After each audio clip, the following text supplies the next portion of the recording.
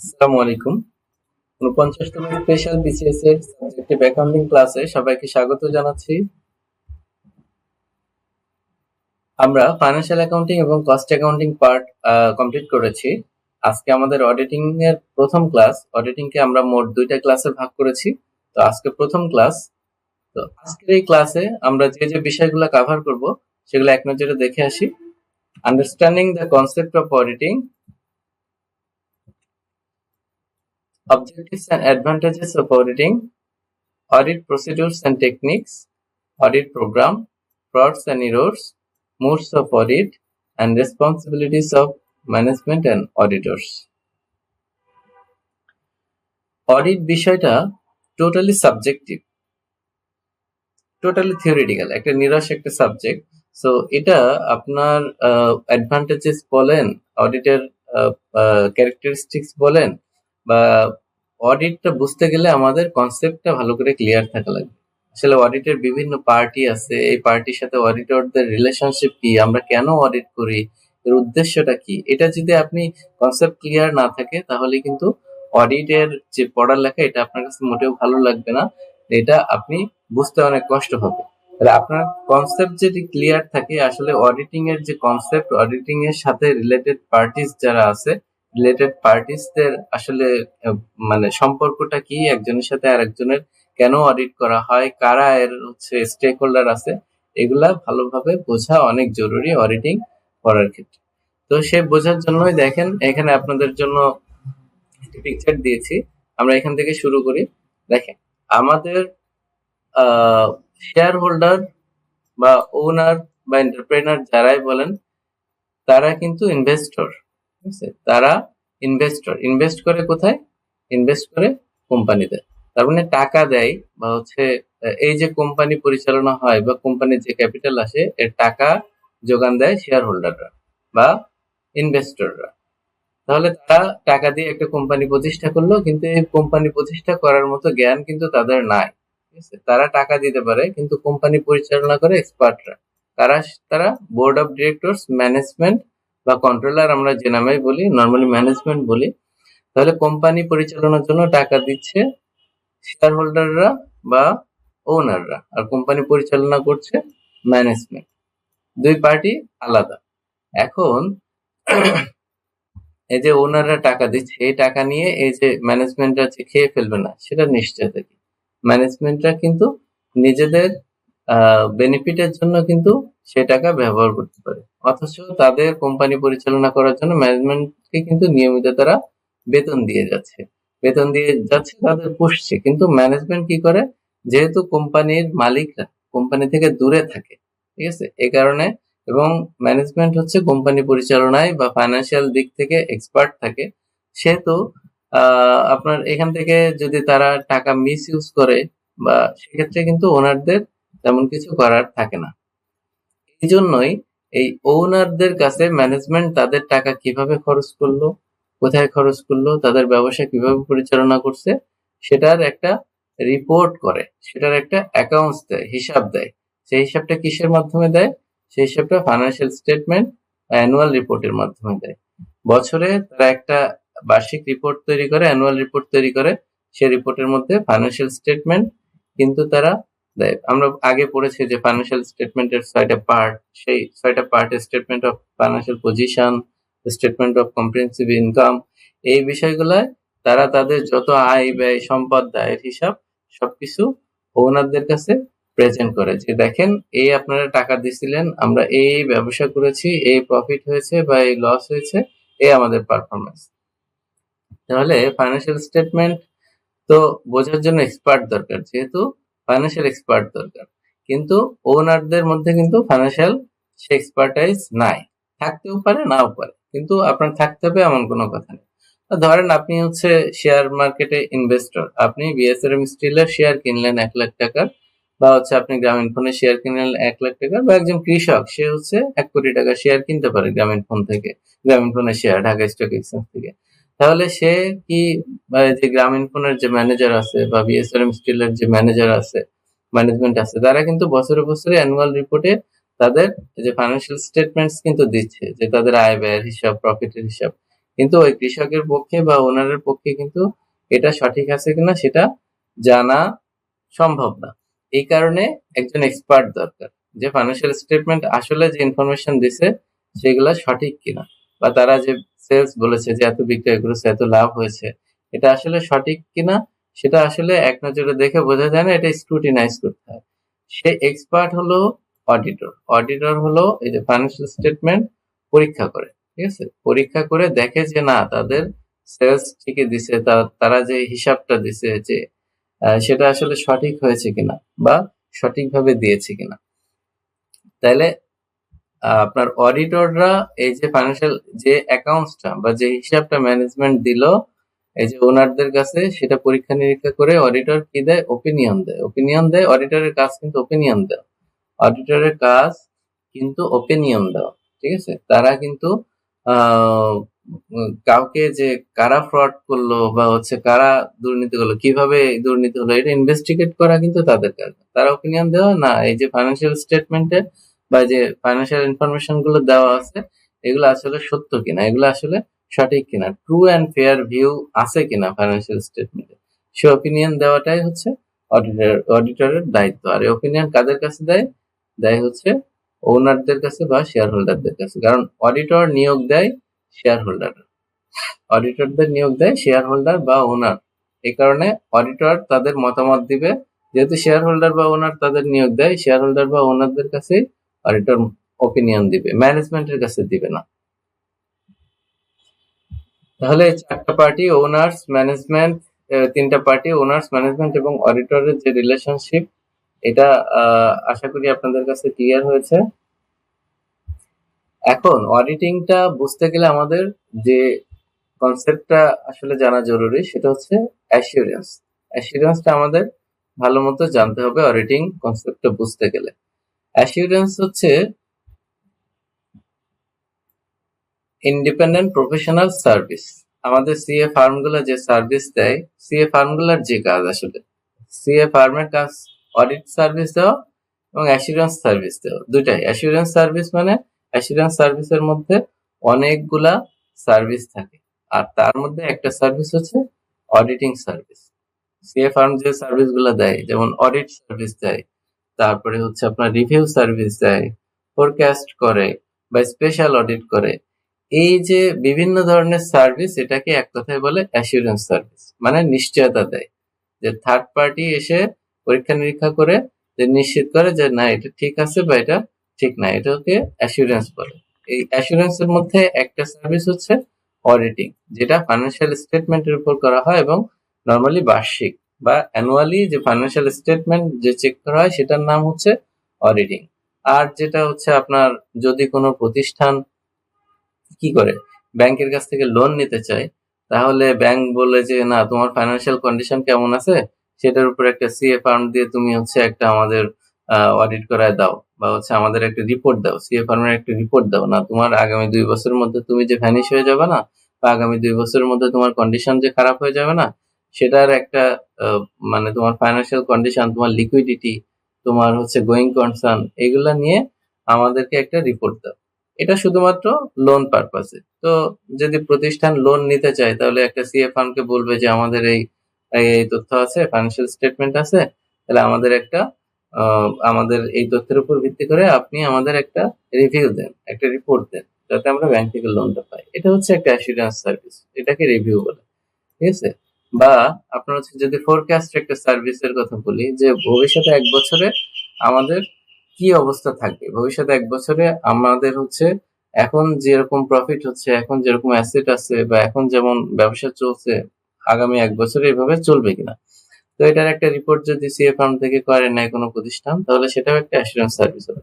কিন্তু অডিট হবে হচ্ছে ফাইন্যান্সিয়াল স্টেটমেন্টের উপরে, যে কোম্পানিগুলো ফাইন্যান্সিয়াল স্টেটমেন্ট তৈরি করে, যে স্টেটমেন্ট অফ কম্প্রিহেনসিভ ইনকাম বলেন, স্টেটমেন্ট অফ ফাইন্যান্সিয়াল পজিশন, এই যে ক্যাশ ফ্লো স্টেটমেন্ট, এগুলোর উপর যখন হচ্ছে অ্যাসুরেন্স সার্ভিস দেওয়া হবে, তাহলে সেটা হবে অডিটিং। আচ্ছা, তাহলে অ্যাসুরেন্স একটি ইন্ডিপেন্ডেন্ট প্রফেশনাল সার্ভিস।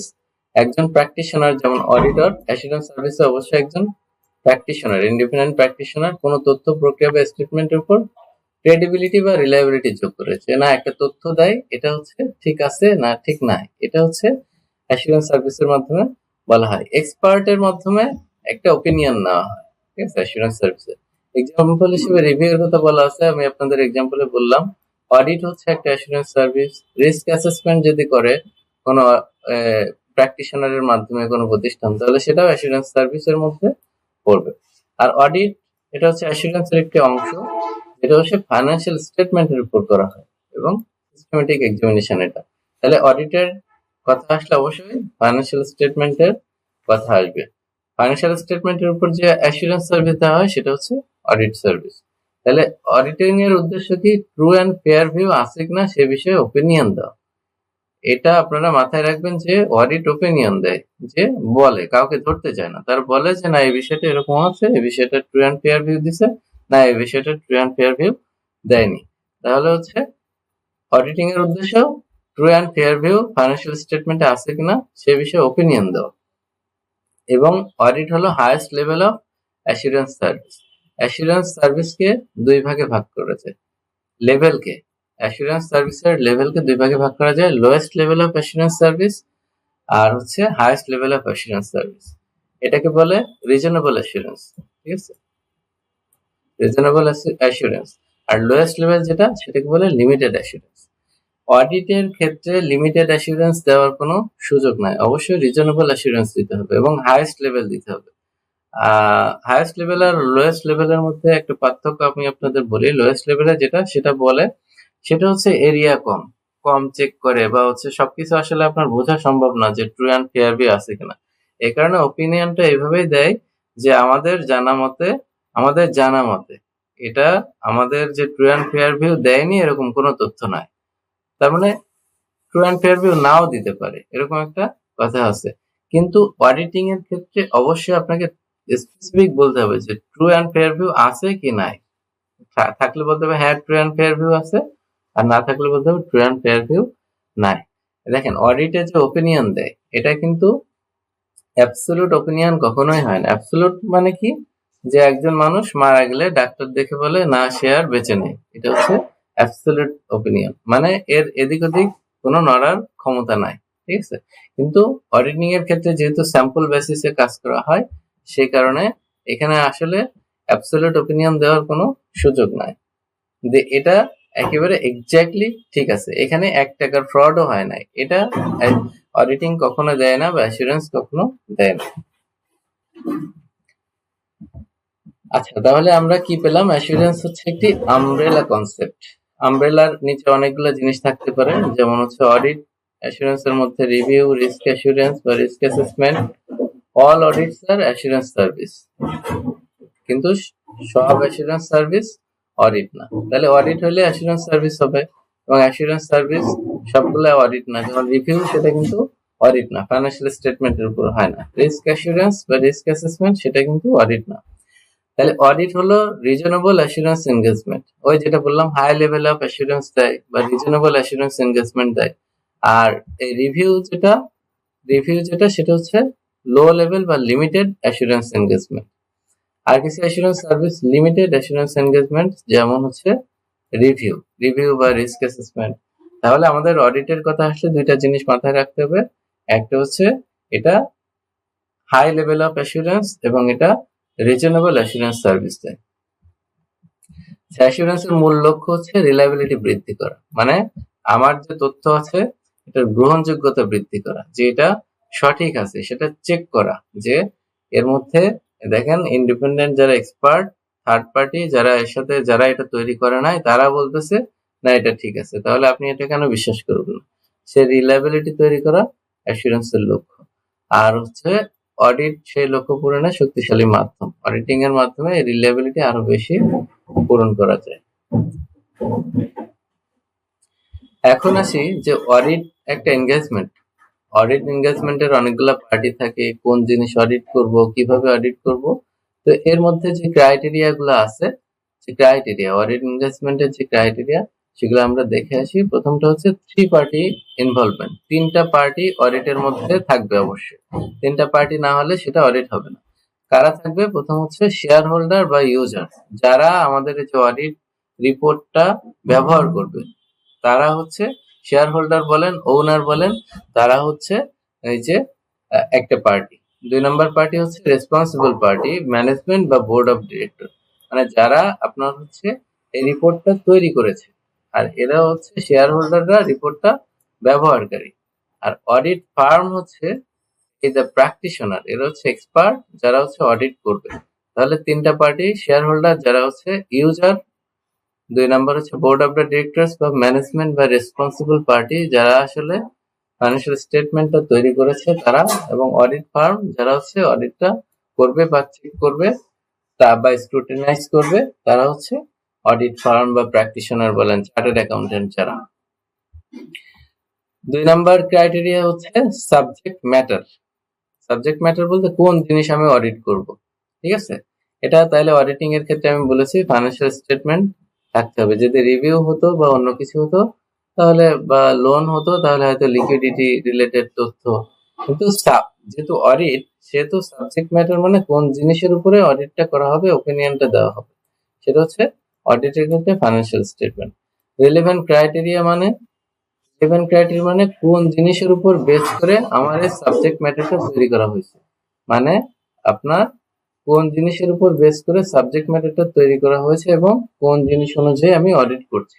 যেমন লটা যেমন আইএফআরএস, আইএস, এটা অনুযায়ী ফাইন্যান্সিয়াল স্টেটমেন্ট তৈরি করা হয়। আবার রিলেভেন্ট ক্রাইটেরিয়ার মধ্যে আমরা যে অডিট করি বা হচ্ছে সিএ ফার্ম অডিট করে বা যারা চার্টার্ড অ্যাকাউন্টেন্ট অডিট করে, তারা কিন্তু এই যে আইএসএ অনুযায়ী অডিট করে। তাহলে রিলেভেন্ট ক্রাইটেরিয়ার মধ্যে আমাদের যে ল গুলো আছে বা স্ট্যান্ডার্ড গুলো আছে সেগুলো পড়বে। ইন্টারন্যাশনাল স্ট্যান্ডার্ডস অন অডিটিং, এই অডিট সব চার্টার্ড অ্যাকাউন্টেন্টরা এই international standards on auditing follow করে অডিট করবে। আর এই যে ম্যানেজমেন্ট বা রেসপন্সিবল পার্টি যারা ফাইন্যান্সিয়াল স্টেটমেন্ট প্রস্তুত করবে, এরা আইএস আইএফআরএস অনুযায়ী ফাইন্যান্সিয়াল স্টেটমেন্ট তৈরি করবে। এগুলো হচ্ছে রিলেভেন্ট ক্রাইটেরিয়া। আর এভিডেন্স অবশ্যই থাকতে হবে। যখন অডিট করবে তখন হচ্ছে ওপিনিয়নটা কিসের উপর বেস করে দিবে? ওপিনিয়নটা বেস করে দিবে হচ্ছে এভিডেন্সের উপরে। যে আপনি এমনি এমনি বললে হবে না যে এই এই তথ্য সঠিক, বা হচ্ছে আপনার ভেরিফাই করতে হবে, আপনার প্রমাণ কালেক্ট করতে হবে। আপনি যে একটা ওপিনিয়ন দিলেন এটার পেছনে আপনার অবশ্যই সাপোর্টিং ডকুমেন্টস থাকা লাগবে, আপনার প্রমাণ থাকা লাগবে, সেটা হচ্ছে এভিডেন্স। তারপর এই ওপিনিয়নটা একটা রিটেন রিপোর্ট সুইটেবল ফর্ম আছে আইএসএ অনুযায়ী, ইন্টারন্যাশনাল স্ট্যান্ডার্ডস অডিটিং এর 700, এটাকে আইএসএ এর অনেকগুলা নাম্বারিং আছে, যেমন আইএসএ 500, আইএসএ 700, আইএসএ 300। তো আইএসএ 700 এ যে রিটেন রিপোর্ট সম্পর্কে বলা আছে যে ফর্ম কেমন হবে, সুইটেবল ফর্ম কেমন হবে, যে অডিট ওপিনিয়ন দিল এমনি নিজের ইচ্ছা মতো কাগজে লিখে দিল তা হবে না। একটা ফরম্যাট আছে, সেই ফরম্যাট অনুযায়ী রিপোর্ট দিতে হবে, ওপিনিয়ন দিতে হবে।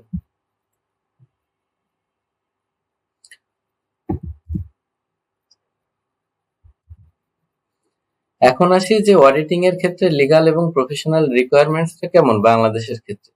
অডিট বাধ্যতামূলক। অডিট বাংলাদেশে বাধ্যতামূলক, অর্থাৎ ফাইন্যান্সিয়াল স্টেটমেন্ট অডিটরদের দ্বারা, চার্টার্ড অ্যাকাউন্টেন্ট দ্বারা আপনার হচ্ছে অডিট করা বাধ্যতামূলক। এবং কাদের দ্বারা করতে হবে? সিএ দ্বারা করতে হবে, চার্টার্ড অ্যাকাউন্টেন্ট দ্বারা করতে হবে। কোম্পানি আইন অনুযায়ী 1994 সালে যে কোম্পানি আইন অনুযায়ী যে প্রতিষ্ঠানগুলো গঠিত, 1991 সালে ব্যাংকিং অ্যাক্ট অনুযায়ী যে প্রতিষ্ঠানগুলো গঠিত, ইন্স্যুরেন্স অ্যাক্ট অনুযায়ী ট্যাক্স যে প্রতিষ্ঠানগুলো গঠিত, এই অ্যাক্ট অনুযায়ী আপনার হচ্ছে এই ফাইন্যান্সিয়াল স্টেটমেন্টের অডিট বাধ্যতামূলক চার্টার্ড অ্যাকাউন্টেন্ট দ্বারা করতে হবে। এবং ট্যাক্স ল, আমরা যখন ট্যাক্স করবো তখন দেখবো বাংলাদেশের ট্যাক্সেশন ল, ইনকাম ট্যাক্স আইন 2023-এ যেটা বলা আছে যে অবশ্যই আপনার হচ্ছে যে রিটার্ন সাবমিট করতে হয়, কোম্পানির যে রিটার্ন সাবমিট করতে হয় ট্যাক্স অফিসে, ওটার সাথে একটা অডিটেড ফাইন্যান্সিয়াল স্টেটমেন্ট অবশ্যই জমা দিতে হয়। তাহলে ট্যাক্স ল অনুযায়ীও কিন্তু আইএস আইএফআরএস অনুযায়ী ফাইন্যান্সিয়াল স্টেটমেন্ট তৈরি করতে হবে এবং সিএ দ্বারা অডিট করে তারপর সেটা আপনার রিটার্ন সাবমিট করতে হবে। প্রফেশনাল রিকোয়ারমেন্ট কি? অডিট করতে গেলে আমাদের যে পেশাগত যে রিকোয়ারমেন্ট সেটা হচ্ছে সবাই কিন্তু অডিট করতে পারবে না। যারা আইসিএবি এর মেম্বারশিপ আছে যাদের, তারা অডিট করতে পারে। কাদের মেম্বারশিপ আছে? যারা কোয়ালিফাইড চার্টার্ড অ্যাকাউন্টেন্ট, তারা হচ্ছে করতে পারবে। এবং আইএসএ মেনে অডিট করতে হবে, ইন্টারন্যাশনাল স্ট্যান্ডার্ডস অন অডিটিং, এটা মেনে আইএসএ যে কোন জিনিস কিভাবে অডিট করতে হবে সেটা আইএসএ তে বলা আছে। ওপিনিয়ন ফরম্যাটটা কেমন হবে সেটা আইএসএ তে বলা আছে। গোয়িং কনসার্ন এর ক্ষেত্রে কিভাবে অডিট করতে হবে, আপনি কিভাবে এভিডেন্স কালেক্ট করবেন, অডিট প্রোগ্রামটা সেট করবেন, সেগুলো সব গাইডলাইন আইএসএ তে দেওয়া আছে। এই আইএসএ অনুযায়ী কিন্তু আপনার অডিট করতে হবে, আপনার মনের মতো করলে হবে না। Code of ethics and professional conduct, এই যে এথিক্যাল এবং প্রফেশনাল একটা কোড আছে, নিয়ম আছে, সেটা ফলো করতে হবে, অবশ্যই সেটা ফলো করতে হবে। এখন অডিটিং এর কনসেপ্টটা আরো ভালোভাবে বোঝার জন্য অডিটের সাথে বাংলাদেশের যে অর্গানাইজেশন গুলা কাজ করে বা রিলেটেড, যে অডিট রিলেটেড যে প্রতিষ্ঠানগুলা, এগুলো সম্পর্কে জানা থাকলে আমাদের অডিটের প্রসেসটা, অডিটের উদ্দেশ্য এবং অডিটের কনসেপ্ট আরো ক্লিয়ার হবে। সেটা আমরা দেখে আসি যে ICAB, institute of chartered accountants of Bangladesh, যেটা কারণ বাজারে হচ্ছে, আপনারা জানেন, অনেকেই চিনেন, সবাই অ্যাকাউন্টিং এর স্টুডেন্ট।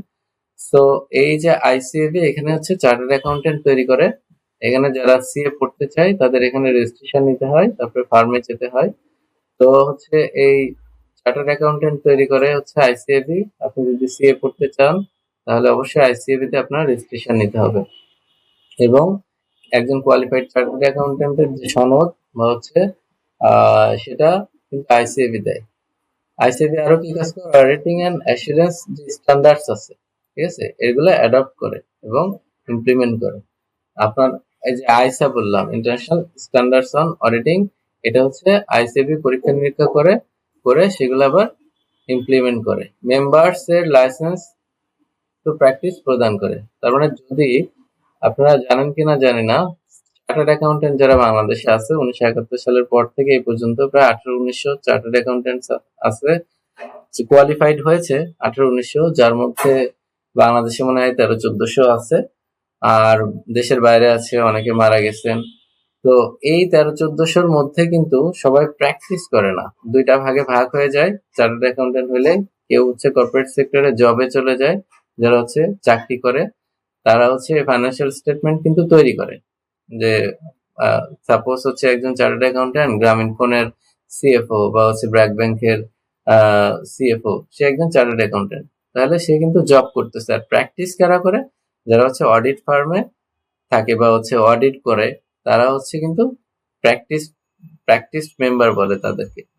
তাহলে যদি কেউ অডিটিং এর সাথে থাকে, অডিট ফার্মে থাকে, অডিট ফার্মের পার্টনার থাকে বা ডিরেক্টর থাকে বা হচ্ছে ম্যানেজার থাকে, তাহলে তাদেরকে প্র্যাকটিক্যাল মেম্বার বলে। তো এই যে কেউ যদি সিএ ফার্ম দিতে চায় তাহলে কিন্তু লাইসেন্স নিতে হয় আইসিএবি থেকে।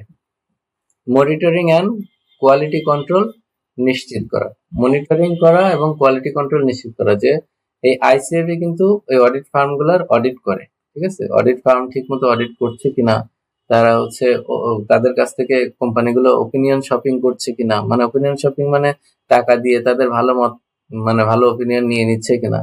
এই যে কোয়ালিটি নিশ্চিত করা, বাংলাদেশে সিএ এর কোয়ালিটি কিন্তু এখনো পর্যন্ত নিশ্চিত আছে, কারণ সিএ কোয়ালিফাই হতে গেলে আসলে ওরকম পড়ালেখা এবং ওরকম ডেডিকেশন লাগে। তাহলে এই মনিটরিং এবং কোয়ালিটি কন্ট্রোল কিন্তু নিশ্চিত করা কাজ কার, আইসিএবি এর। বাংলাদেশে স্ট্যাটিউটরি অডিট করার একমাত্র যোগ্যতা প্রদানকারী প্রতিষ্ঠান। তার মানে যারা স্ট্যাটিউটরি অডিট করার যোগ্য, ঠিক আছে, তাদেরকে কিন্তু সিলেক্ট করবে এই আইসিএবি। স্ট্যাটিউটরি অডিট কোনগুলা, স্ট্যাটিউটরি অডিট বলতে ফাইন্যান্সিয়াল স্টেটমেন্টের যে অডিট, বার্ষিক অডিট, যে বছরে যে অডিটটা হয় কোম্পানির ক্ষেত্রে, সেটাকে স্ট্যাটিউটরি অডিট বলে। ঠিক আছে, অডিটের অনেকগুলা মুড আছে, অনেকগুলা ধরন আছে, সেটা আমরা লাস্টে দেখবো। তাহলে স্ট্যাটিউটরি অডিটের ক্ষেত্রে অবশ্যই আইসিএবি এর লাইসেন্স বা আইসিএবি এর পারমিশন লাগবে। FRC, financial reporting council. এই ফাইন্যান্সিয়াল রিপোর্টিং কাউন্সিল কি করে? ফাইন্যান্সিয়াল রিপোর্টিং কাউন্সিল হচ্ছে অ্যাকাউন্টিং এবং অডিটিং স্ট্যান্ডার্ডস এনফোর্স করে। আমাদের যে আইএস আইএফআরএস আছে বা আইএসএ আছে, এটা হচ্ছে বলবৎ করে বা হচ্ছে এটা এনফোর্স করে কারা? এফআরসি। অডিট ফার্ম এবং অডিটরের উপর ওভারসাইট করে। এটা হচ্ছে আইসিএবিও করে, এফআরসিও করে। তবে এফআরসি হচ্ছে প্রধান রেসপন্সিবল বা প্রধান নিয়ন্ত্রণকারী সংস্থা, ঠিক আছে। নিয়ন্ত্রণকারী সংস্থা হচ্ছে কিসের? অডিট ফার্মগুলো। কোনো অডিটর যদি ভুল ওপিনিয়ন দেয় তাহলে এফআরসি কিন্তু তাদের বিরুদ্ধে অ্যাকশন নিতে পারে। কোনো অডিট ফার্ম যদি কোনো দুর্নীতি করে বা হচ্ছে টাকার বিনিময়ে কোনো ওপিনিয়ন দেয় তাহলে কিন্তু এফআরসি তাদের লাইসেন্স বাতিল করে দিতে পারে, যে তারা আর অডিট করতে পারবে না। পাবলিক ইন্টারেস্ট এন্টিটিস এর ফাইন্যান্সিয়াল রিপোর্টিং ফ্রেমওয়ার্ক ডেভেলপ করে। পাবলিক ইন্টারেস্ট এন্টিটি কারা? এই পাবলিক ইন্টারেস্ট এন্টিটি হচ্ছে অনেক একটা লিস্ট আছে, পাবলিক লিমিটেড কোম্পানি হচ্ছে গভর্নমেন্ট স্বায়ত্তশাসিত প্রতিষ্ঠান, এরকম মানে পাবলিকের ইন্টারেস্ট আছে যে এন্টিটিতে, এটার অনেক ওয়াইড একটা সংজ্ঞা আছে এবং অনেক বড় একটা লিস্ট আছে। তাদের ক্ষেত্রে যে ফাইন্যান্সিয়াল রিপোর্টিং কেমন হবে, ফাইন্যান্সিয়াল রিপোর্টিং মানে আমাদের যে ফাইন্যান্সিয়াল স্টেটমেন্টস বা তাদের যে অ্যাকাউন্টসটা কেমন হবে সেটার ফ্রেমওয়ার্ক ডেভেলপ করে কারা? এফআরসি। আইসিএফ এর অ্যাক্টিভিটিস মনিটর করে। দেখেন আইসিএফ কিন্তু এই যে সিএ ফার্মদের অ্যাক্টিভিটিস মনিটর করে, কিন্তু আইসিএফ এবং সিএ ফার্ম এই দুইটারই মনিটর করে কিন্তু এফআরসি। তাহলে এফআরসি হচ্ছে প্রধান রেগুলেটরি বডি, তাদের সিএ রিলেটেড বা অডিট রিলেটেড অর্গানাইজেশনের প্রধান মনিটরিং বডি হচ্ছে এফআরসি। এফআরসি আইসিএফ এর বিরুদ্ধে অ্যাকশন নিতে পারে, আবার হচ্ছে সিএ ফার্মের বিরুদ্ধে অ্যাকশন নিতে পারে। আর সিএ ফার্মগুলা বিরুদ্ধে শুধু আইসিএবি কিন্তু শুধু সিএ ফার্মগুলোর বিরুদ্ধে অ্যাকশন নিতে পারে, কিন্তু আইসিএবি এফআরসির বিরুদ্ধে কিন্তু অ্যাকশন নিতে পারে না। এফআরসি হচ্ছে মাদার রেগুলেটরি অর্গানাইজেশন। তারপরে আছে BSEC, Bangladesh securities and exchange commission. এরা হচ্ছে শুধুমাত্র লিস্টেড যে কোম্পানি আছে বাংলাদেশে, ঢাকা স্টক এক্সচেঞ্জ এবং চট্টগ্রাম স্টক এক্সচেঞ্জে যে লিস্টেড কোম্পানিগুলো আছে, লিস্টেড কোম্পানির অডিটের ক্ষেত্রে বা হচ্ছে অডিট ডিসক্লোজারের ক্ষেত্রে কিন্তু এরা সেট করে। কর্পোরেট গভর্নেন্স কোড আছে, দেখেন কর্পোরেট গভর্নেন্স কোড যে আপনি আপনার ফাইন্যান্সিয়াল স্টেটমেন্টে বা ফাইন্যান্সিয়াল রিপোর্টিং এ কোন কোন বিষয়গুলো প্রেজেন্ট করবেন, আপনার ম্যানেজমেন্ট স্ট্রাকচার কেমন হবে। আপনি যদি লিস্টেড হন তাহলে অবশ্যই বিসেক এর গাইডলাইন মেনে আপনার চলতে হবে। তাহলে লিস্টেড কোম্পানির ক্ষেত্রে যে গাইডলাইন সেগুলো কিন্তু বিসেক দেয়। বাংলাদেশ ব্যাংক হচ্ছে ব্যাংকিং কোম্পানি এবং ফাইন্যান্সিয়াল ইনস্টিটিউশন যেগুলো আছে ব্যাংকিং কোম্পানির ক্ষেত্রে অডিট, ব্যাংক অডিট আবার আলাদা। ফাইন্যান্সিয়াল সব অডিট কোম্পানি কিন্তু ব্যাংক অডিট করতে পারে না। ব্যাংক অডিটর হচ্ছে আলাদাভাবে তাদের হচ্ছে স্পেশাল স্কিল থাকা লাগে ব্যাংক অডিট করার জন্য। তো ব্যাংক অডিট করার জন্য হচ্ছে আপনার বাংলাদেশ ব্যাংকের গাইডলাইন মেনে চলতে হয়। ব্যাংকের অডিট কারা করতে পারবে সে অ্যাপ্রুভাল কিন্তু বাংলাদেশ ব্যাংক দেয়। এবং কোন ব্যাংকের স্পেশাল অডিট, এই যে আমাদের পদ্মা ব্যাংক বলেন বা হচ্ছে বেসিক ব্যাংক বলেন, বেসিক ব্যাংক যাদের এখানে প্রবলেম হয়েছে তাদের কিন্তু স্পেশাল অডিটের নির্দেশ দিতে পারে। এটার কোনো ফিক্সড ডেট নাই। আমাদের যেমন ইয়ারলি একটা অডিট হয় স্ট্যাটিউটরি অডিট বা ফাইন্যান্সিয়াল স্টেটমেন্টের যে অডিট হয়, স্পেশাল অডিট যে কোনো সময় যে কোনো প্রেক্ষিতে দিতে পারে। এটা হচ্ছে ঊর্ধ্বতন কর্তৃপক্ষ বা রেগুলেটরি বডি তারা নির্দেশ দিতে পারে যে এই এখন বেসিক ব্যাংকের একটা স্পেশাল অডিট করতে হবে, যে কোনো একটা সিএ ফার্মকে কিন্তু তারা নির্দেশ দিতে পারে আপনারা এই স্পেশাল অডিটটা করে দেন। ব্যাংক এর financial reporting, provisioning, insider learning ইত্যাদি অডিট করতে হবে। ব্যাংকের অডিট একটু অন্য অডিট থেকে নরমাল কোম্পানি থেকে আলাদা।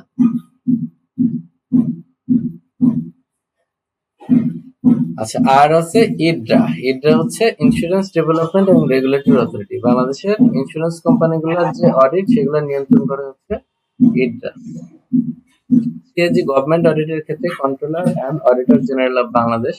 এটা হচ্ছে গভর্নমেন্ট অডিটের ক্ষেত্রে বা হচ্ছে স্বায়ত্তশাসিত যে প্রতিষ্ঠানগুলো আছে তাদের ক্ষেত্রে, পাবলিক সেক্টর এন্টারপ্রাইজ আছে তাদের ক্ষেত্রে অ্যাকাউন্টস অডিট করে। এবং কনস্টিটিউশন অনুযায়ী এটা হচ্ছে বাংলাদেশের সুপ্রিম অডিট ইনস্টিটিউশন। এখন বিভিন্ন আপনাদের হচ্ছে অডিট করার সুবিধাটা কি সেটা এখানে বলা আছে যে বিভিন্ন ভাবে অডিট কিছু কিছু ক্ষেত্রে বাধ্যতামূলক করা আছে। মনে করেন একটা নর্মাল একটা প্রতিষ্ঠান যেটা হচ্ছে কোম্পানি না, সেটার ক্ষেত্রে অডিট বাধ্যতামূলক না, কোনো আইন দ্বারা বাধ্যতামূলক না। আপনি করলেন কি না করলেন সেটা হচ্ছে, আপনি যদি না করেন তাহলে কোনো পানিশমেন্ট নাই বা হচ্ছে আপনার কোনো সমস্যা নাই, তাহলে আপনি কি ওই আপনার প্রতিষ্ঠানের অডিট করবেন? এই যে কিছু বেনিফিট আছে সে কারণে অডিট করে। বেনিফিটের মধ্যে কি আছে যে আপনি বাধ্যতামূলক না হইলেও আপনি কেন অডিট করবেন, এটা হচ্ছে ব্যাংকস এবং আদার প্রোভাইডার্স অফ ফাইন্যান্সের ক্ষেত্রে। এখন আপনার অডিট বাধ্যতামূলক না, এখন আপনি চাচ্ছেন 1 কোটি টাকা লোন নিতে ব্র্যাক ব্যাংক থেকে বা হচ্ছে ডাকবাংলা ব্যাংক থেকে, তাহলে ওই ব্যাংক আপনাকে কেন লোন দিবে? আপনাকে বলবে আপনি যে লোন পাওয়ার যোগ্য সেটা আমাদেরকে দেখান। আপনার যে ফাইন্যান্সিয়াল ইনফরমেশন আপনি রেডি করে আমাদের কাছে দিছেন এটা তো ফেকও হতে পারে। এটা আসলে আপনি একজন চার্টার্ড অ্যাকাউন্টেন্ট দ্বারা এটা আপনার আমাদেরকে সার্টিফাই করে দেন না এটা আপনার ফাইন্যান্সিয়াল কন্ডিশন ভালো, আপনি লোন যে এখন নিয়ে আপনি হারায় যাবেন না বা আপনি পরিশোধ করতে পারবেন 1 বছর পরে 2 বছর পরে, সেটার গ্যারান্টিটা আমাদের দিন। তাহলে আপনি যদি আপনার ইন্ডিপেন্ডেন্ট থার্ড পার্টি এক্সপার্ট দ্বারা অডিট করেন, তাহলে ক্রেডিবিলিটি যোগ হবে আপনার ফাইন্যান্সিয়াল ইনফরমেশনের ক্ষেত্রে। সেক্ষেত্রে ব্যাংক এবং যারা ফাইন্যান্সের প্রোভাইডার, ইনভেস্টর আছে, তারা আপনার প্রতিষ্ঠানে কিন্তু টাকা দিবে, ইনভেস্ট করবে না। এদের পজিশন ভালো আছে, অবস্থা ভালো আছে, তাহলে এদের এখানে ইনভেস্ট করা যায় বা লোন দেওয়া যায়। মাইনরিটি শেয়ার হোল্ডার যারা আছে, তারা কিন্তু, মাইনরিটি শেয়ার হোল্ডার বলতে যারা হচ্ছে অল্প টাকার শেয়ার যাদের রয়েছে, অল্প পার্সেন্টেজ রয়েছে, তাদের ক্ষেত্রে কিন্তু, যেমন আপনি যদি এখন শেয়ার মার্কেট থেকে বিএসআরএম স্টিলের 1 লাখ টাকা শেয়ার কিনেন, তাহলে আপনি কিন্তু মাইনরিটি শেয়ার হোল্ডার। কারণ আপনি হচ্ছে জানেন না যে কিভাবে, কারা কিভাবে এটা পরিচালনা করছে, কি করছে। আমি এখানে ইনভেস্ট করেছি যে এদের প্রফিট ভালো, তাই। তাহলে এরা যদি আপনাদেরকে মানে নিশ্চয়তা দেয় যে অডিটরদের মাধ্যমে, না আমাদের অবস্থা ভালো, অডিটরটা সার্টিফাই করে যে এদের অবস্থা ভালো, তাহলে কিন্তু আপনি ওইখানে একটা ক্রেডিবিলিটি পাবেন।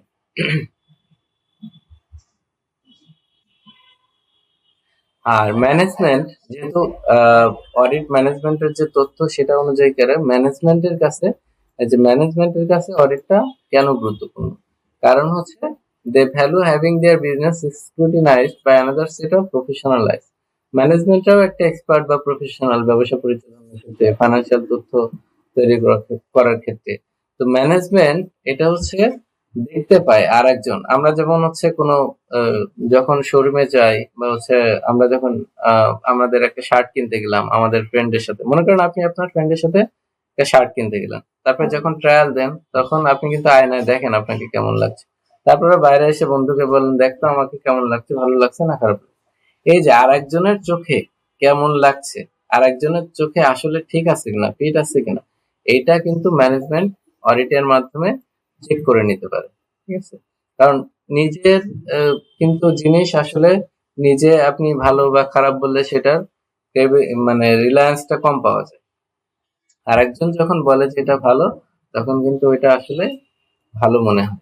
It provides additional assurance to third parties. Additional assurance to third parties, such as taxation authorities concerning the reliability of financial.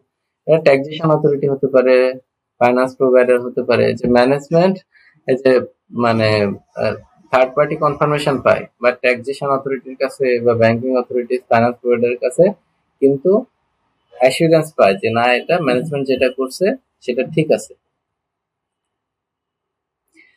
আচ্ছা, তাহলে এতক্ষণ যতটুকু পড়লাম অডিটিং, আমরা কি বুঝলাম? অডিটিংটা হচ্ছে বুকস, অ্যাকাউন্টস বা রেকর্ডস এর একটা সিস্টেমেটিক এক্সামিনেশন। শুধু এক্সামিনেশন করলে হবে না, সিস্টেমেটিক এক্সামিনেশন। সিস্টেমেটিক কেন? এটা সিস্টেমের মধ্যে দিয়ে করতে হয়, আইএসও মেনে করতে হয়। ঠিক আছে, ইন্ডিপেন্ডেন্ট অডিটর দ্বারা পরিচালিত, অবশ্যই রিলেটেড পার্টি না। যারা হচ্ছে ইন্ডিপেন্ডেন্ট না তারা অডিট করতে পারবে না। ইন্ডিপেন্ডেন্সে চেক করতে হবে যে সে, যারা ইন্ডিপেন্ডেন্ট মানে কি, যারা আসলে এই যে ফাইন্যান্সিয়াল স্টেটমেন্ট তৈরি করছে, ঠিক আছে, তাদের কেউ, এটা যারা অডিট করবে তারা এখান থেকে আলাদা হবে। অডিটর ফাইন্যান্সিয়াল স্টেটমেন্ট যারা তৈরি করছে তাদের থেকে অবশ্যই দূরের হবে, মানে এদের রিলেটেড কেউ হবে না। যে ফাইন্যান্সিয়াল স্টেটমেন্ট তৈরি করবে সে আবার অডিট করতে পারবে না। ঠিক আছে, আর ফাইন্যান্সিয়াল স্টেটমেন্টসে ট্রু অ্যান্ড ফেয়ার ভিউ নিশ্চিত করাই হচ্ছে অডিটিং এর উদ্দেশ্য। তাহলে অডিট কথা আসলে অবশ্যই ফাইন্যান্সিয়াল স্টেটমেন্ট আসবে, এবং এটা হাই লেভেল অফ অ্যাসুরেন্স, যেখানে হচ্ছে ট্রু অ্যান্ড ফেয়ার ভিউ নিশ্চিত করার কথা বলা আছে, অথবা অনেক নাই অথবা আছে, এটা নিশ্চয়তা প্রদান করবে কিসের মাধ্যমে? ওপিনিয়নের মাধ্যমে। এখন আসে আপনাদের সিলেবাসের সরাসরি টপিক থেকে। এতক্ষণ আমরা অডিটিং এর যে কনসেপ্ট এটা ক্লিয়ার হলাম, যে অডিটিং এর সাথে বিভিন্ন রিলেটেড পার্টি আছে, অডিটিং আসলে উদ্দেশ্যটা কি, কিভাবে করা হয়, কোন কোন অর্গানাইজেশন বাংলাদেশে অডিটিং এর সাথে রিলেটেড, কোন কোন হচ্ছে আমাদের রিলেভেন্ট আছে, ক্রাইটেরিয়া আছে, লস আছে, রেগুলেশনস আছে, এগুলো আমরা জানলাম। এখন অডিটিং তার মানে ফাইন্যান্সিয়াল স্টেটমেন্টস এর যে সিস্টেমেটিক এক্সামিনেশন ইন্ডিপেন্ডেন্ট অডিটর বা থার্ড পার্টি দ্বারা করে অপিনিয়ন নেওয়া হয় যে financial statement true and fair view আছে কিনা, সেটা আসলে কেন করা হয়, এর অবজেক্টিভটা কি, এটা করে আমরা কি পাই। দেখেন, এটা হচ্ছে আমাদের অ্যাকাউন্টস যেটা বা ফাইন্যান্সিয়াল স্টেটমেন্ট যেটা, সেটা অ্যাকুরেসি যাচাই করা হয়েছে, এটা আসলে সঠিক আছে কিনা, কোনো ভুল আছে কিনা, ঠিক আছে, সঠিকভাবে প্রস্তুত করা হয়েছে কিনা আইএস আইএফআরএস অনুযায়ী। Financial statements true and fair view আছে কিনা সেটা দেখা। ট্রু মানে হচ্ছে ফলস না, মানে সত্য তথ্য, অবাস্তব তথ্য না। এবং ফেয়ার হচ্ছে আনবায়াসড, যে ফাইন্যান্সিয়াল স্টেটমেন্ট যেটা করা হয়েছে সেটা বায়াসড না বা পক্ষপাতিত্ব না এর মধ্যে কোনো এরর আছে কিনা, ভুল আছে কিনা, এবং ফ্রডস আছে কিনা। এরর এবং ফ্রড সম্পর্কে আমরা নেক্সটে অনেক পড়বো, তো এখানে আমি বিস্তারিত যাচ্ছি না। পরবর্তীতে আমাদের এরর এবং ফ্রড সম্পর্কে বিস্তারিত আছে। ফাইন্যান্সিয়াল ইনফরমেশনে ক্রেডিবিলিটি যোগ করাও এর হচ্ছে উদ্দেশ্য। লস এবং রেগুলেশনস অনুযায়ী কাজ হচ্ছে কিনা সেটা নিশ্চিত করা, ম্যানেজমেন্টকে ডিসিশন মেকিং এ সহায়তা করা। যে আমাদের অডিটিং কিন্তু শুধুমাত্র ওনার ব্যবহার করে সেটা না, অডিট ওপিনিয়নের উপর বেস করে কিন্তু, বা অডিটিং কিন্তু ম্যানেজমেন্টকেও তথ্য প্রদান করে যে তোমার এখানে এখানে ল্যাকিংস আছে, তোমার যে ইন্টারনাল কন্ট্রোল সিস্টেম এটাকে আরো আপগ্রেড করতে হবে, এটার মধ্যে দিয়ে তোমার ফ্রড হওয়ার সম্ভাবনা আছে। তাহলে ম্যানেজমেন্ট ডিসিশন মেকিং করার সহায়তা করা হচ্ছে অডিটিং। ইন্টারনাল কন্ট্রোল শক্তিশালী করা, ইন্টারনাল কন্ট্রোল সম্পর্কে বিস্তারিত আছে নেক্সট ক্লাসে, তো এখানে আমি ডিটেলস বলতেছি না। ইন্টারনাল কন্ট্রোল এক কথায় বলে যায় সেটা হচ্ছে একটা প্রতিষ্ঠান সঠিকভাবে যেন চলতে পারে, কেউ যেন ফ্রড এরর না করতে পারে, সেই সিস্টেমটা ডেভেলপ করা হচ্ছে internal control system. Tax matter সমাধানে সহায়ক হয় অডিটিং, যেহেতু আমরা জানি ট্যাক্স ল অনুযায়ী আমাদের অডিটেড সার্টিফাইড যে ওপিনিয়ন বা রিপোর্ট, অডিট রিপোর্ট দিতে হয়, তাহলে ট্যাক্স ম্যাটারের ক্ষেত্রে সহায়ক হয়। ইনভেস্টরস, ক্রেডিটরস, স্টেক হোল্ডার্স এর কনফিডেন্স বৃদ্ধি করে, যে যখন থার্ড পার্টি বলে যে না এটা ঠিক আছে, যে অন্যজনের চোখে অন্যজন কনফার্ম করে যারা তৈরি করছে তাদের থেকে আলাদা, সেক্ষেত্রে ইনভেস্টর যারা তারা রিলায়েবিলিটি পায়, কনফিডেন্স পায় যে না ঠিক আছে এখানে আমার ইনভেস্টমেন্ট বা এখানে লোন দেওয়া আমার ঠিক আছে। ক্রেডিটরসরা সেই কনফিডেন্সটা কিন্তু পায়। অ্যাকাউন্টেবিলিটি এবং ট্রান্সপারেন্সি নিশ্চিত করা যায়। আপনি যদি অডিট না করাতেন তাহলে কি আপনার যে আসলে সঠিক নেট প্রফিট হয়েছে কিনা, আমার টাকাগুলো সব হচ্ছে চুরি করে নিচ্ছে কিনা ম্যানেজমেন্ট, বা ম্যানেজারের দেখা যাবে যে আমার সিইও তার হচ্ছে শালা আছে, সে শালার প্রতিষ্ঠান থেকে বেশি দামে র ম্যাটেরিয়ালস কিনছে কিনা, বা হচ্ছে সাপ্লাই কম দামে তার কোনো আত্মীয়কে দিচ্ছে কিনা, এগুলো আসলে নিশ্চিত হওয়া যায় অ্যাকাউন্টেবিলিটি বা ট্রান্সপারেন্সি অডিটের মাধ্যমে নিশ্চিত হওয়া যায়। তাহলে অবজেক্টিভস এর মধ্যে অনেক অ্যাডভান্টেজ চলে এসেছে। আমরা এতক্ষণ আমরা যে পড়লাম এর মধ্যে আসলে আমরা বুঝতে পেরেছি যে অডিটিং এর অ্যাডভান্টেজ কি।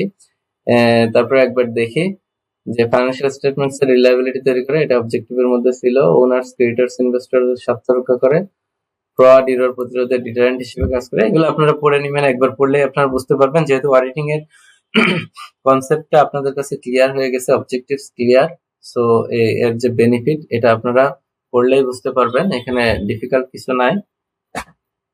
আমরা নেক্সট স্লাইডে চলে যাই। এখন অডিট করার যে স্ট্রেস আছে, যে আপনি ইচ্ছা মতো অডিট শুরু করতে পারবেন না, এর একটা আইএসএ অনুযায়ী, ইন্টারন্যাশনাল স্ট্যান্ডার্ডস অন অডিটিং অনুযায়ী আপনার কিছু রুলস রেগুলেশন মেনে আপনার অডিট করতে হবে। এর জন্য আপনার কিছু প্রসিডিউর বা কিছু হচ্ছে স্টেজ ফলো করতে হবে, যে আপনি কোথা থেকে শুরু করবেন এবং কোথায় যে শেষ করবেন। তাহলে শুরু করবেন হচ্ছে obtaining the audit engagement. Engagement মানে আপনাকে নিয়োগ দিবে, আপনি একটা জায়গায় অডিটের কাজ পেয়েছেন, সেটা হচ্ছে আপনি সেই কাজটা পাবেন, সেটাকে অবটেইনিং দ্য এনগেজমেন্ট বলে মনে করেন। আর এই এনগেজমেন্টটা পাওয়া যায় হচ্ছে যখন কোনো প্রতিষ্ঠানের, বা যেমন বাংলাদেশের কথা যদি বলি, লিস্টেড যে কোম্পানিগুলো আছে, গ্রামীণফোন আছে, বিএসআরএম স্টিল আছে, মিরাকেল ইন্ডাস্ট্রিজ আছে, তারপর হচ্ছে রবি আছে, এই যে প্রতিষ্ঠানগুলা, এদের কিন্তু প্রত্যেক বছরে বাধ্যতামূলক অডিট করা লাগে, এবং একজন অডিটর কিন্তু 3 বছরের বেশি, লিস্টেড কোম্পানির ক্ষেত্রে 3 বছরের বেশি অডিট করতে পারে না। একটা অডিট ফার্ম ধরলাম যে কেপিএমজি বা রহমান হক, এই প্রতিষ্ঠান বা একনাবিন যে কোনো একটা প্রতিষ্ঠান ধরেন, এরা 3 বছরের পর 3 বছরের বেশি কিন্তু অডিট করতে পারবে না। তাহলে রবির অডিট যদি একনাবিন 3 বছর করে, তারপরের বছর অবশ্যই অন্য কোনো অডিট ফার্মকে নিতে হবে। তাহলে তখন এরা হচ্ছে টেন্ডারের মাধ্যমে অডিট ফার্ম একটা বিজ্ঞপ্তি দেয় যে আমাদের অডিটর লাগবে, এই বিজ্ঞপ্তি দেখে টেন্ডারের মাধ্যমে বিভিন্ন অডিট ফার্ম তাদের হচ্ছে টেন্ডার সাবমিট করে যে আমরা এত টাকায় আপনাদের কিন্তু অডিট করে দিব, আমাদের অডিট ফি এত টাকা, আমরা এই জিনিসপত্র দিই। তখন ওই যারা টেন্ডার সাবমিট করবে তাদের মধ্যে থেকে একজনকে সিলেক্ট করে যারা সর্বনিম্ন দর দিবে, টেন্ডারের নর্মাল নিয়ম যেটা, তাদের ক্ষেত্রে হচ্ছে আপনার অডিটের কাজ দিবে। তাহলে ধরলাম যে আপনার হুদাবাসী যে বাংলাদেশের একটা অডিট ফার্ম, তারা রবির কাজটা 3 বছর পরে 3 বছর ধরে এক্সামিন করছে। তারপরে হুদাবাসি আর একটা অডিট ফার্ম, তারা হচ্ছে রবির এই যে এনগেজমেন্টে পাইছে, এই বছর রবির অডিট তারা করবে। এখন এই এনগেজমেন্ট পাওয়ার পরে এনগেজমেন্ট লেটার আছে, এই লেটারের মাধ্যমে সব টার্মস এন্ড কন্ডিশন ক্লিয়ার করে নিতে হয়, যে অডিটের স্কোপ কি, কি কোন কোন বিষয়ে অডিট হবে, ঠিক আছে, ম্যানেজমেন্টের রেসপন্সিবিলিটি কি, অডিটরসদের রেসপন্সিবিলিটি কি, এই সব কিছু লিখে আপনার এনগেজমেন্ট লেটার দেয় অডিটররা ম্যানেজমেন্টের কাছে, ঠিক আছে। এখান থেকে শুরু। তারপরে হচ্ছে অডিটর একটা প্ল্যানিং করে যে কিভাবে কিভাবে অডিট করবে, কোন কোন এভিডেন্স গুলা কালেক্ট করবে, কিভাবে কালেক্ট করবে, কাদের সাথে কথা বলবে, সব প্ল্যানিং করে ফেলে। তারপর হচ্ছে পারফরমেন্স প্রসিডিউর করে, মানে যে অনুযায়ী প্ল্যান করছে এটা এক্সিকিউট করে, ঠিক আছে, প্ল্যানিংটাকে এক্সিকিউট করে, যে যে প্ল্যান করছে যে এভাবে এভাবে করব সেটা পারফর্ম করে। তারপরে সেটা হচ্ছে রিভিউ এবং কমপ্লিশন দেয়। এটা হচ্ছে রিভিউ করে, যে আমাদের অডিটের আপনাদের এখানে বলে নেই যে অডিট আসলে কিভাবে হয় প্র্যাকটিক্যালি। একটা অডিট ফার্মে পার্টনার থাকে, পার্টনার হচ্ছে কোয়ালিফাইড চার্টার্ড অ্যাকাউন্টেন্ট, এবং পার্টনারের সাইন থাকে। মেইন রেসপন্সিবল হচ্ছে একজন পার্টনার, পার্টনারের নিচে কেউ হচ্ছে আপনার কিন্তু অডিট ওপিনিয়ন যেটা বা অডিট রিপোর্ট যেটা সেটাই সাইন দিতে পারে না। তাহলে আপনার এই যে পার্টনারের আন্ডারে একটা অডিট টিম থাকে, ঠিক আছে, অডিট টিম থাকে যেখানে একজন ম্যানেজার থাকে আর হচ্ছে একটা অডিট টিম থাকে, ম্যানেজারের প্রধান অডিট টিমের একজন হেড থাকে, এবং সে রিপোর্ট করে ম্যানেজারের কাছে, এবং ম্যানেজার সেটা হচ্ছে মূল যে দায়িত্ব বা হচ্ছে সবকিছুর মূল যে দায়িত্ব সেটা কিন্তু আপনার পার্টনারের উপর পড়বে। তাহলে পার্টনার, ম্যানেজার এবং অডিট টিম, অডিট টিমের একটা অডিট টিম হচ্ছে ফিজিক্যালি যে ওই প্রতিষ্ঠানে যে অডিটের কাজকর্ম সবকিছু মানে রেডি করে, বা সব মূল অডিটটা অডিট টিম করে, এবং ম্যানেজার এবং পার্টনার এরা হচ্ছে রিভিউ করে যে সবকিছু ঠিক মতো চলছে কিনা, গাইড দেয়, এবং কমপ্লিট করার পরে রিপোর্টিংটা হয়, যে অডিট রিপোর্টটা তৈরি করে ফাইনাল। তাহলে অডিট এনগেজমেন্ট পাই, তারপরে প্ল্যানিং করে, তারপরে সে প্ল্যানিং অনুযায়ী কাজ করে, ফাইনালি রিভিউ হয়, এবং তারপরে অডিট রিপোর্ট দেয়। এখানে অডিট রিলেটেড কিছু ইম্পর্টেন্ট টার্মস এন্ড ডেফিনেশনস আছে, এগুলো আপনাদের অডিটের ক্ষেত্রে গুরুত্বপূর্ণ বোঝার ক্ষেত্রে বা এমসিকিউ এর ক্ষেত্রে। অডিট এভিডেন্স, এটা আইএসএ 500 তে বলা আছে। এভিডেন্স কি, আপনি যে ওপিনিয়নটা দিবেন এটা হচ্ছে আপনি কিসের বেসিসে দিলেন, সেটা হচ্ছে অডিট এভিডেন্স। আপনি বললেন যে gives a true and fair view the financial statements which comprises the statement of comprehensive income blah blah blah gives true and fair view। এই যে আপনি বললেন ট্রু অ্যান্ড ফেয়ার ভিউ, কিসের বেসিসে বলবেন? আপনাকে অবশ্যই প্রত্যেকটা যে ট্রানজেকশন আছে, প্রত্যেকটা যে অ্যাকাউন্টস এর যে ব্যালেন্স আছে, এটার সপক্ষে আপনার এভিডেন্স কালেক্ট করতে হবে। ধরে নিলাম যে সেলস, তারা সেলস, যে কোনো একটা প্রতিষ্ঠান 1 কোটি টাকা সেলস দেখাইছে, আপনি সেটা অডিট করে বললেন যে gives true and fair view.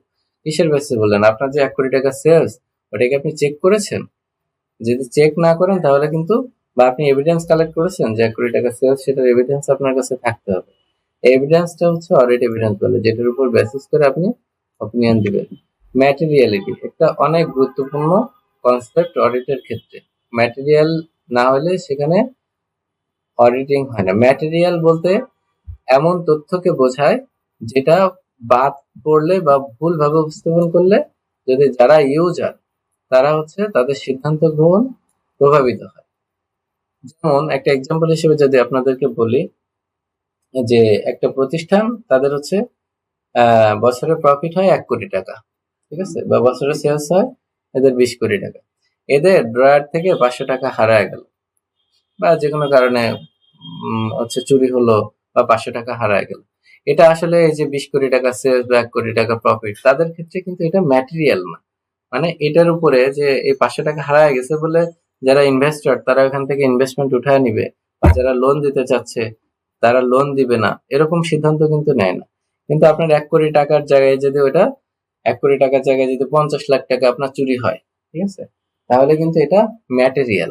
যদি দেখে যে এদের প্রফিট 1 কোটি টাকা কিন্তু 50 লাখ টাকা এই বছর চুরি হয়েছে, তাহলে কিন্তু আপনার ওই যে ইনভেস্টমেন্ট বা ইউজার যারা ফাইন্যান্সিয়াল স্টেটমেন্টের ইউজার আছে, আমরা জানি ইন্টারনাল ইউজার, এক্সটার্নাল ইউজার যারা, তাদের সিদ্ধান্ত যদি প্রভাবিত না হয় তাহলে সেটা ম্যাটেরিয়াল হবে না, আর প্রভাবিত হলে সেটা ম্যাটেরিয়াল হবে। তাহলে 1 কোটি টাকার জায়গায় 50 লাখ টাকা চুরি হলে 1 কোটি টাকা প্রফিট, 50 লাখ টাকা চুরি হলে সেটা কিন্তু অবশ্যই ইউজারদের যে সিদ্ধান্ত যে আমি তাহলে এখানে ইনভেস্টমেন্ট, এই ব্যাংকে আমি ইনভেস্টমেন্ট রাখবো কিনা বা এই কোম্পানিতে আমি আমার শেয়ার রাখবো কিনা বা ইনভেস্টমেন্ট রাখবো কিনা সেটা কিন্তু প্রভাবিত হয়। ব্যাংক লোন দেওয়ার আগে চিন্তা করে যে এখান থেকে 50 লাখ টাকা লোন চুরি হয়েছে, তাহলে এখানে আমি লোন দিব কিনা। তাহলে এই যে প্রভাবিত হলো, তাহলে এটা ম্যাটেরিয়াল। এই ম্যাটেরিয়ালিটি আপনার হচ্ছে একটা নির্দিষ্ট পার্সেন্টেজ নরমালি হিসাব করা হয়, এর ফিক্সড কিছু নাই। এটা বলা হয় যে ম্যাটেরিয়ালিটি কোনটা ম্যাটেরিয়াল কোনটা ম্যাটেরিয়াল না, এটা হচ্ছে যারা চার্টার্ড অ্যাকাউন্ট্যান্ট বা যারা এক্সপার্ট তাদের যে প্রফেশনাল স্কেপটিসিজম বলে, মানে তাদের যে নলেজ, প্রফেশনাল নলেজ, সেটা অ্যাপ্লাই করে তারা বলবে এটা ম্যাটেরিয়াল নাকি ম্যাটেরিয়াল না। তবে ম্যাটেরিয়ালিটির ক্ষেত্রে একটা নরমালি যে অডিট ফার্মগুলো ম্যাটেরিয়ালিটি যখন সেট করে, যে যখন অডিট করতে যায় তখন আগে ম্যাটেরিয়ালিটি সেট করে নেয় যে কোন কোন বিষয়গুলো আমার কাছে গুরুত্বপূর্ণ। অডিট কিন্তু স্যাম্পল বেসিসে হয়, অডিট হয় স্যাম্পল বেসিসে। তাহলে স্যাম্পল বেসিসে যদি হয়, কারণ আপনার দেখা যাবে লাখ লাখ ট্রানজেকশন আছে, সবগুলো অডিট করতে গেলে পুরো 3 বছর লাগবে। এই কারণে অডিট আগে ম্যাটেরিয়ালিটি সেট করে নেয় যে এই পর্যন্ত আমি চেক করব। এই ম্যাটেরিয়ালিটি সেট করে তারপরে সেই বিষয়গুলো চেক করে, সব চেক করে না অডিটর। এটাকে স্যাম্পল বেসিসে কাজ বলে। ম্যাটেরিয়ালিটি সেট করে নেয়। তো এই ম্যাটেরিয়ালিটি অডিট ফার্মগুলো নরমালি সেট করে এরকম যে আপনার মোট সম্পদ যেটা আছে, একটা প্রতিষ্ঠানের মোট সম্পদ আছে, তার 1% ম্যাটেরিয়াল, যদি তার 1% কোনো একটা ট্রানজেকশন হয় তাহলে সেটা আমরা চেক করব। এখন মনে করেন 1 কোটি টাকার এক সম্পদ আছে একটা প্রতিষ্ঠানের, তার 1% হচ্ছে 1 লাখ টাকা। যদি কোনো একটা ট্রানজেকশন, সাপোজ সেলস যেটা 1 লাখ টাকার বেশি আছে, সেটা শুধু আমি চেক করব। ঠিক আছে, এরকম ভাবে সেট করে, বা নেট প্রফিটের 5% বা হচ্ছে গ্রস প্রফিটের 1 থেকে 2%, এরকম ম্যাটেরিয়ালিটি সেট করে তারপরে সেইগুলা চেক করে তারপরে অডিট ওপিনিয়ন দেয়। তাই অডিটের ক্ষেত্রে ম্যাটেরিয়ালিটি কিন্তু খুবই গুরুত্বপূর্ণ একটা টার্ম বা বিষয়।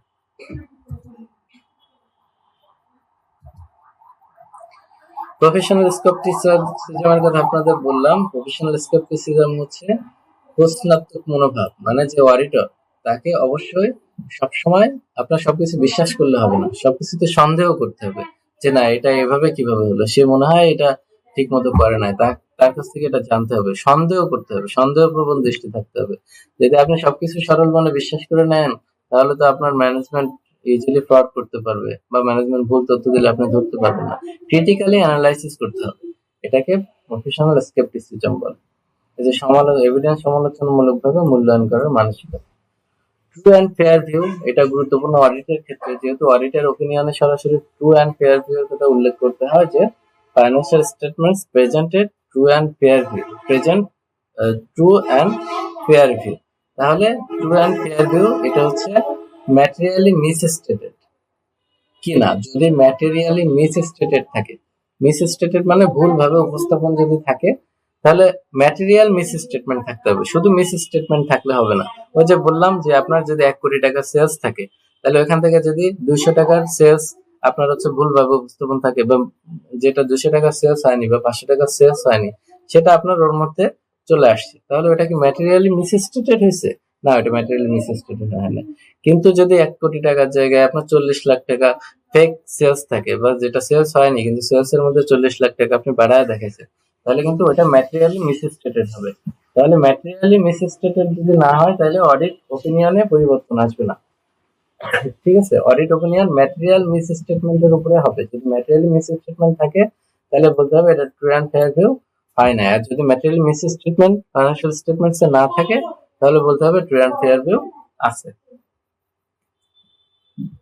আচ্ছা, ট্রু মানে এই দুইটা বিষয়, ফেয়ার মানে হচ্ছে আনবায়াসড, ফেয়ার মানে হচ্ছে আনবায়াসড, আর ট্রু মানে হচ্ছে যেটা আসলে বাস্তব, ফ্যাকচুয়াল, বা যেটা মিথ্যা তথ্য না।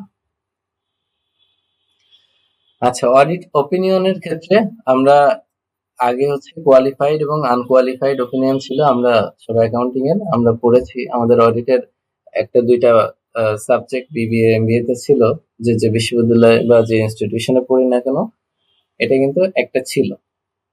তাই অডিট ওপিনিয়নের আমাদের যে অডিট রিপোর্ট এর সবচেয়ে গুরুত্বপূর্ণ যে পার্ট সেটা হচ্ছে অডিট ওপিনিয়ন।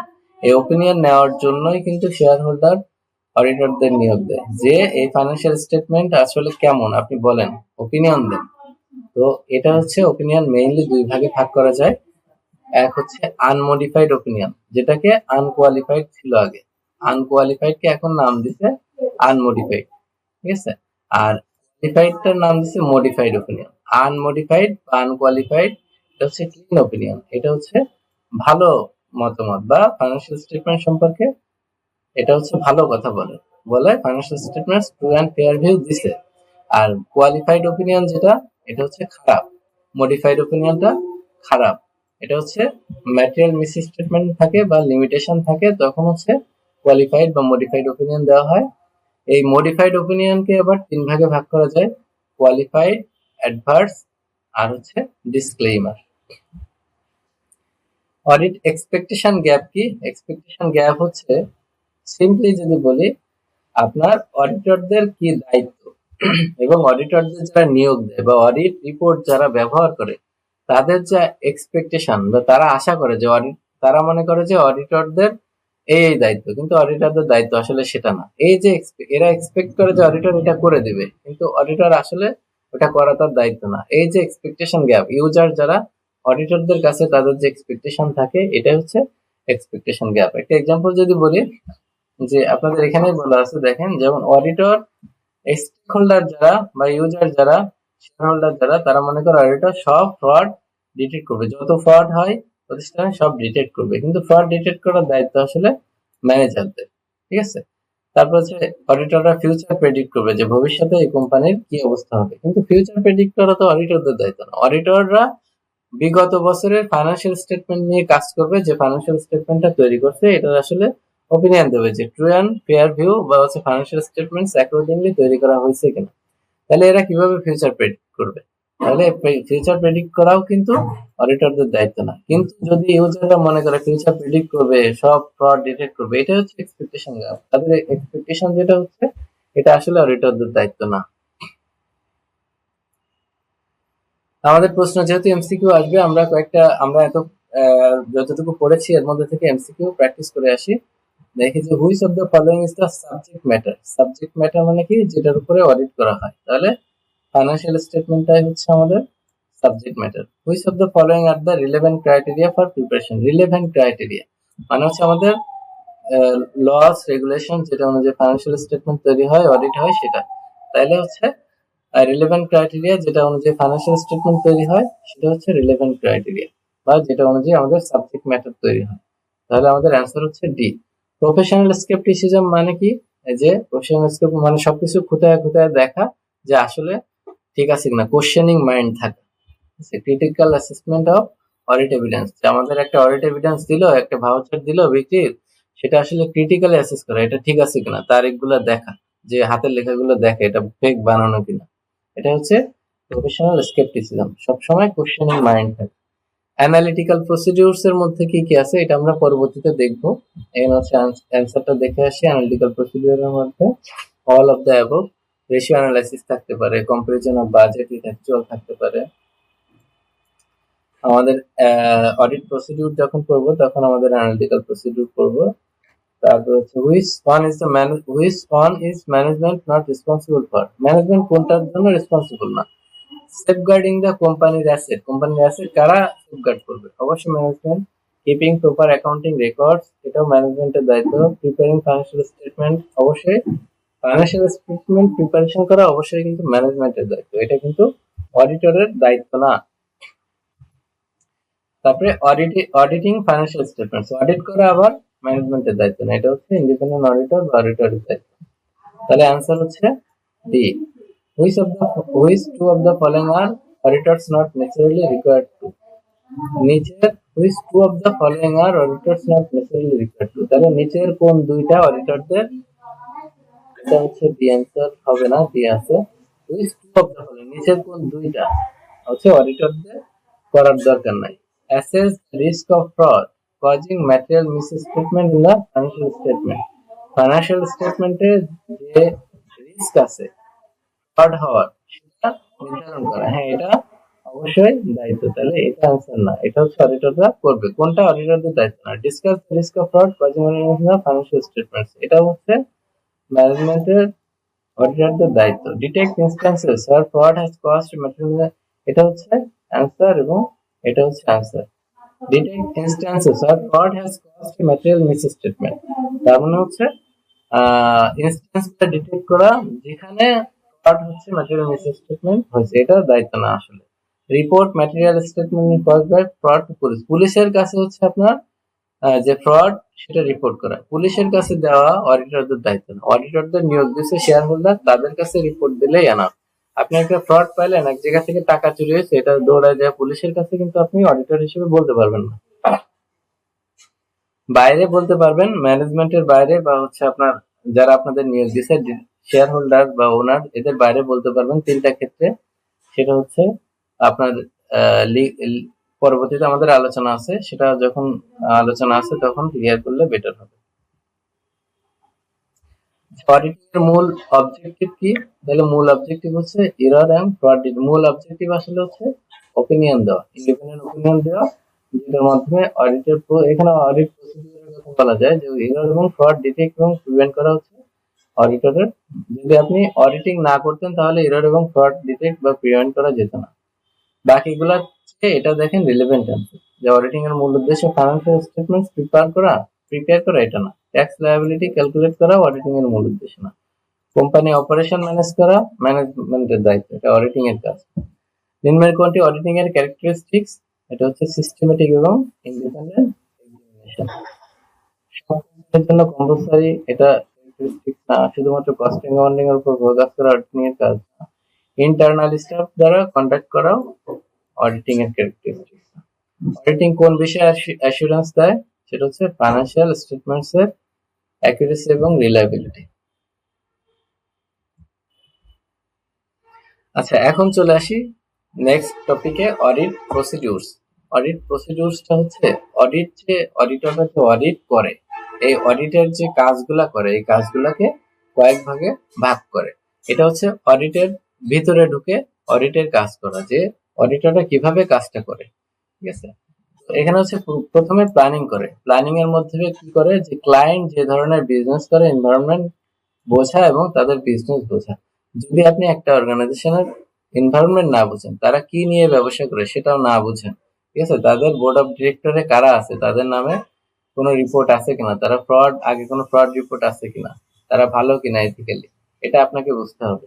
তারা কোথা থেকে প্রোডাক্ট র ম্যাটেরিয়ালস কিনে, তাদের কোনো রিলেটেড পার্টি আছে কিনা, তারা কোথায় বিক্রি করে, এই জিনিসগুলা বুঝতে হবে। বুঝলে আপনার অডিট সহজ হবে। তা না হলে আপনি রিস্ক খুঁজে পাবেন না, আপনি ফ্রড এরর খুঁজে পাবেন না। তাহলে ক্লায়েন্টের বিজনেস এবং এনভায়রনমেন্ট প্রথমে অডিটররা বুঝে নেয়। তারপরে হচ্ছে এক একটা এনভায়রনমেন্ট কিন্তু এক একটা বিজনেস এক একটা প্রোডাক্ট নিয়ে কাজ করে। যেমন আপনি যদি রবির অডিট করেন, রবি এরা হচ্ছে টেলিকম, এদের কিন্তু যেভাবে রেভিনিউ আসে এক জায়গা থেকে, এরা কিন্তু আপনার কলের যে মিনিট থেকে আপনার হচ্ছে কল থেকে ইন্টারনেট থেকে এদের রেভিনিউ আসে।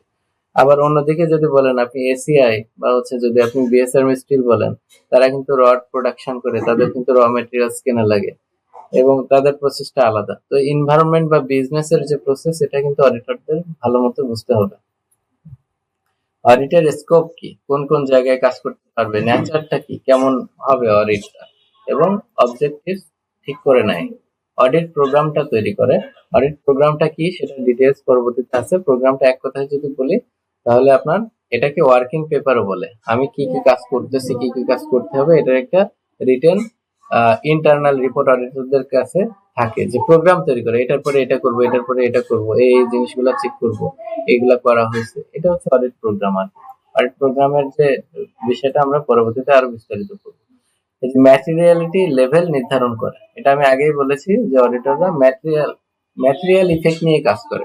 যেটা ম্যাটেরিয়াল না সেটা আসলে অডিটরদের ওই কয়েকটা বিষয় বোঝায়। ফ্রডের ক্ষেত্রে কিন্তু ম্যাটেরিয়াল না হলেও এটা হচ্ছে রিপোর্ট করতে হয় ফ্রডের ক্ষেত্রে, তবে নর্মালি ম্যাটেরিয়াল বিষয়গুলো নিয়ে অডিটররা কাজ করে।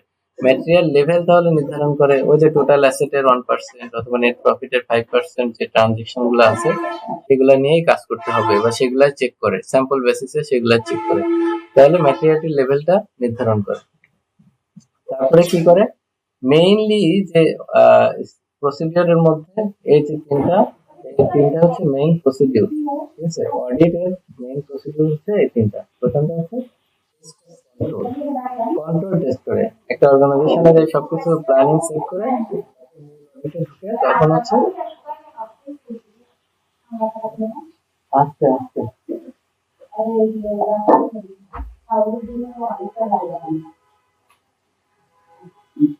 আচ্ছা, টেস্ট অফ কন্ট্রোল করে। টেস্ট অফ কন্ট্রোল হচ্ছে এই যে প্রতিষ্ঠান, এদের যে ইন্টারনাল কন্ট্রোল সিস্টেম এটা কেমন, তারা আসলে ফ্রড ডিটেক্ট করতে পারতেছে কিনা, তাদের হচ্ছে যে সেলসটা এখান থেকে চুরি হচ্ছে কিনা, বা তাদের যে টাকা পয়সা এটা চুরি করা সহজ না কঠিন, এই যে জিনিসটা ইন্টারনাল কন্ট্রোল একটা প্রতিষ্ঠানের যে সিস্টেম, এটা হচ্ছে টেস্ট করা, এটা হচ্ছে টেস্ট অফ কন্ট্রোল।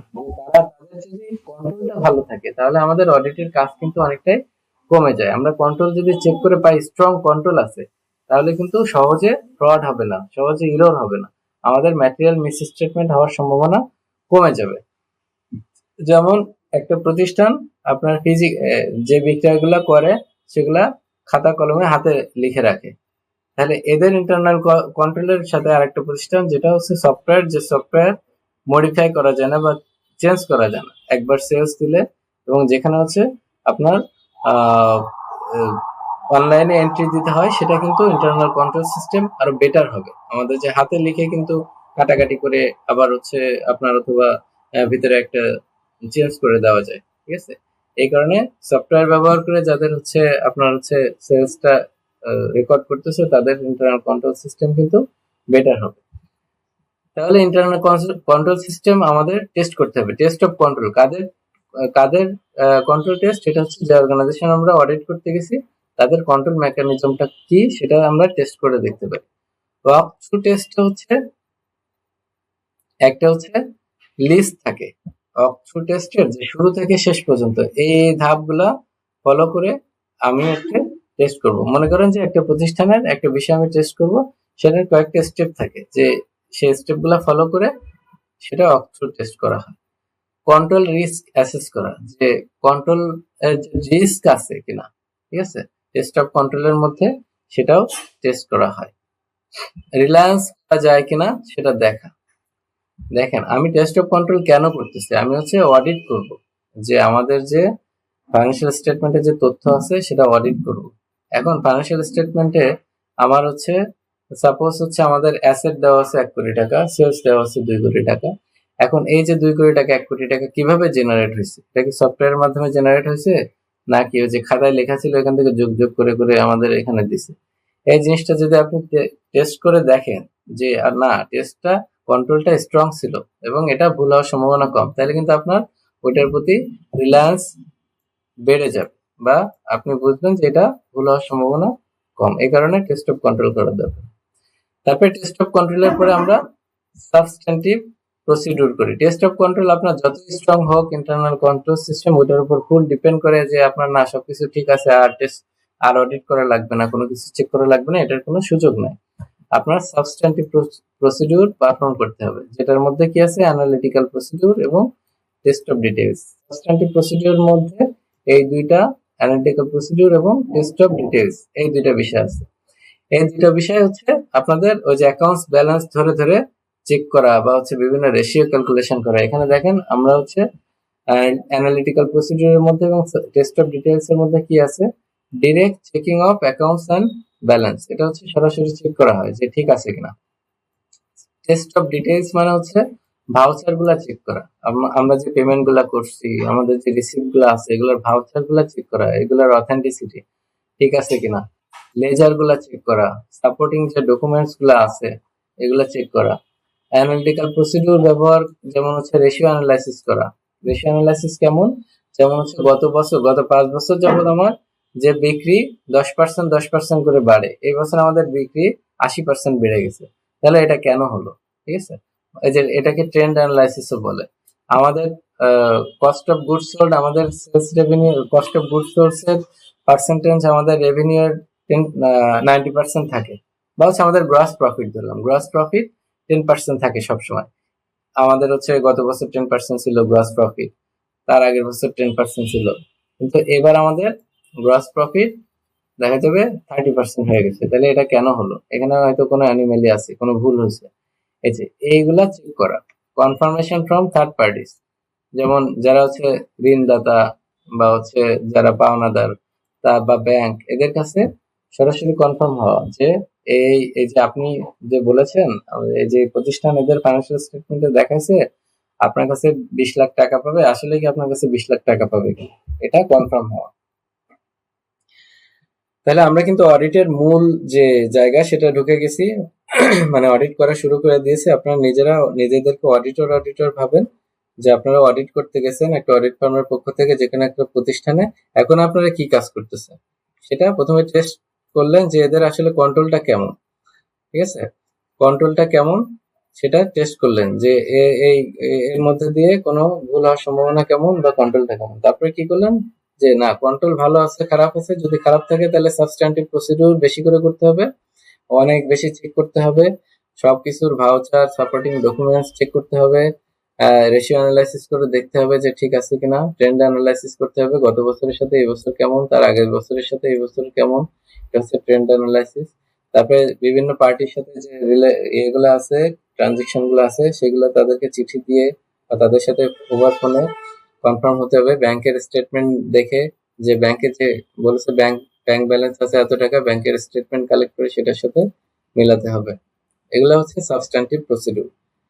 যে আপনি যে ওপিনিয়নটা দিবেন এটার জন্য অডিট এভিডেন্স লাগবে। এই যে এভিডেন্সটা কালেক্ট করা হয় বা হচ্ছে এভিডেন্স কালেক্ট করার জন্য যে কাজগুলা করা হয়, ঠিক আছে? আপনি কনফার্মেশন হবেন, আপনি ইচ্ছা মতো ওপিনিয়ন দিলে হবে না যে আপনি যে এক্সপার্টাইজ কাজে লাগে আপনি কনফার্মেশন হবেন যে না এটা ঠিক আছে, তারপরে তো ওপিনিয়ন দিবেন। তো সেই যে কাজগুলা অডিটররা করে সেই কাজগুলাকে এই প্রসিডিউরের মধ্যে ভাগ করা হয়।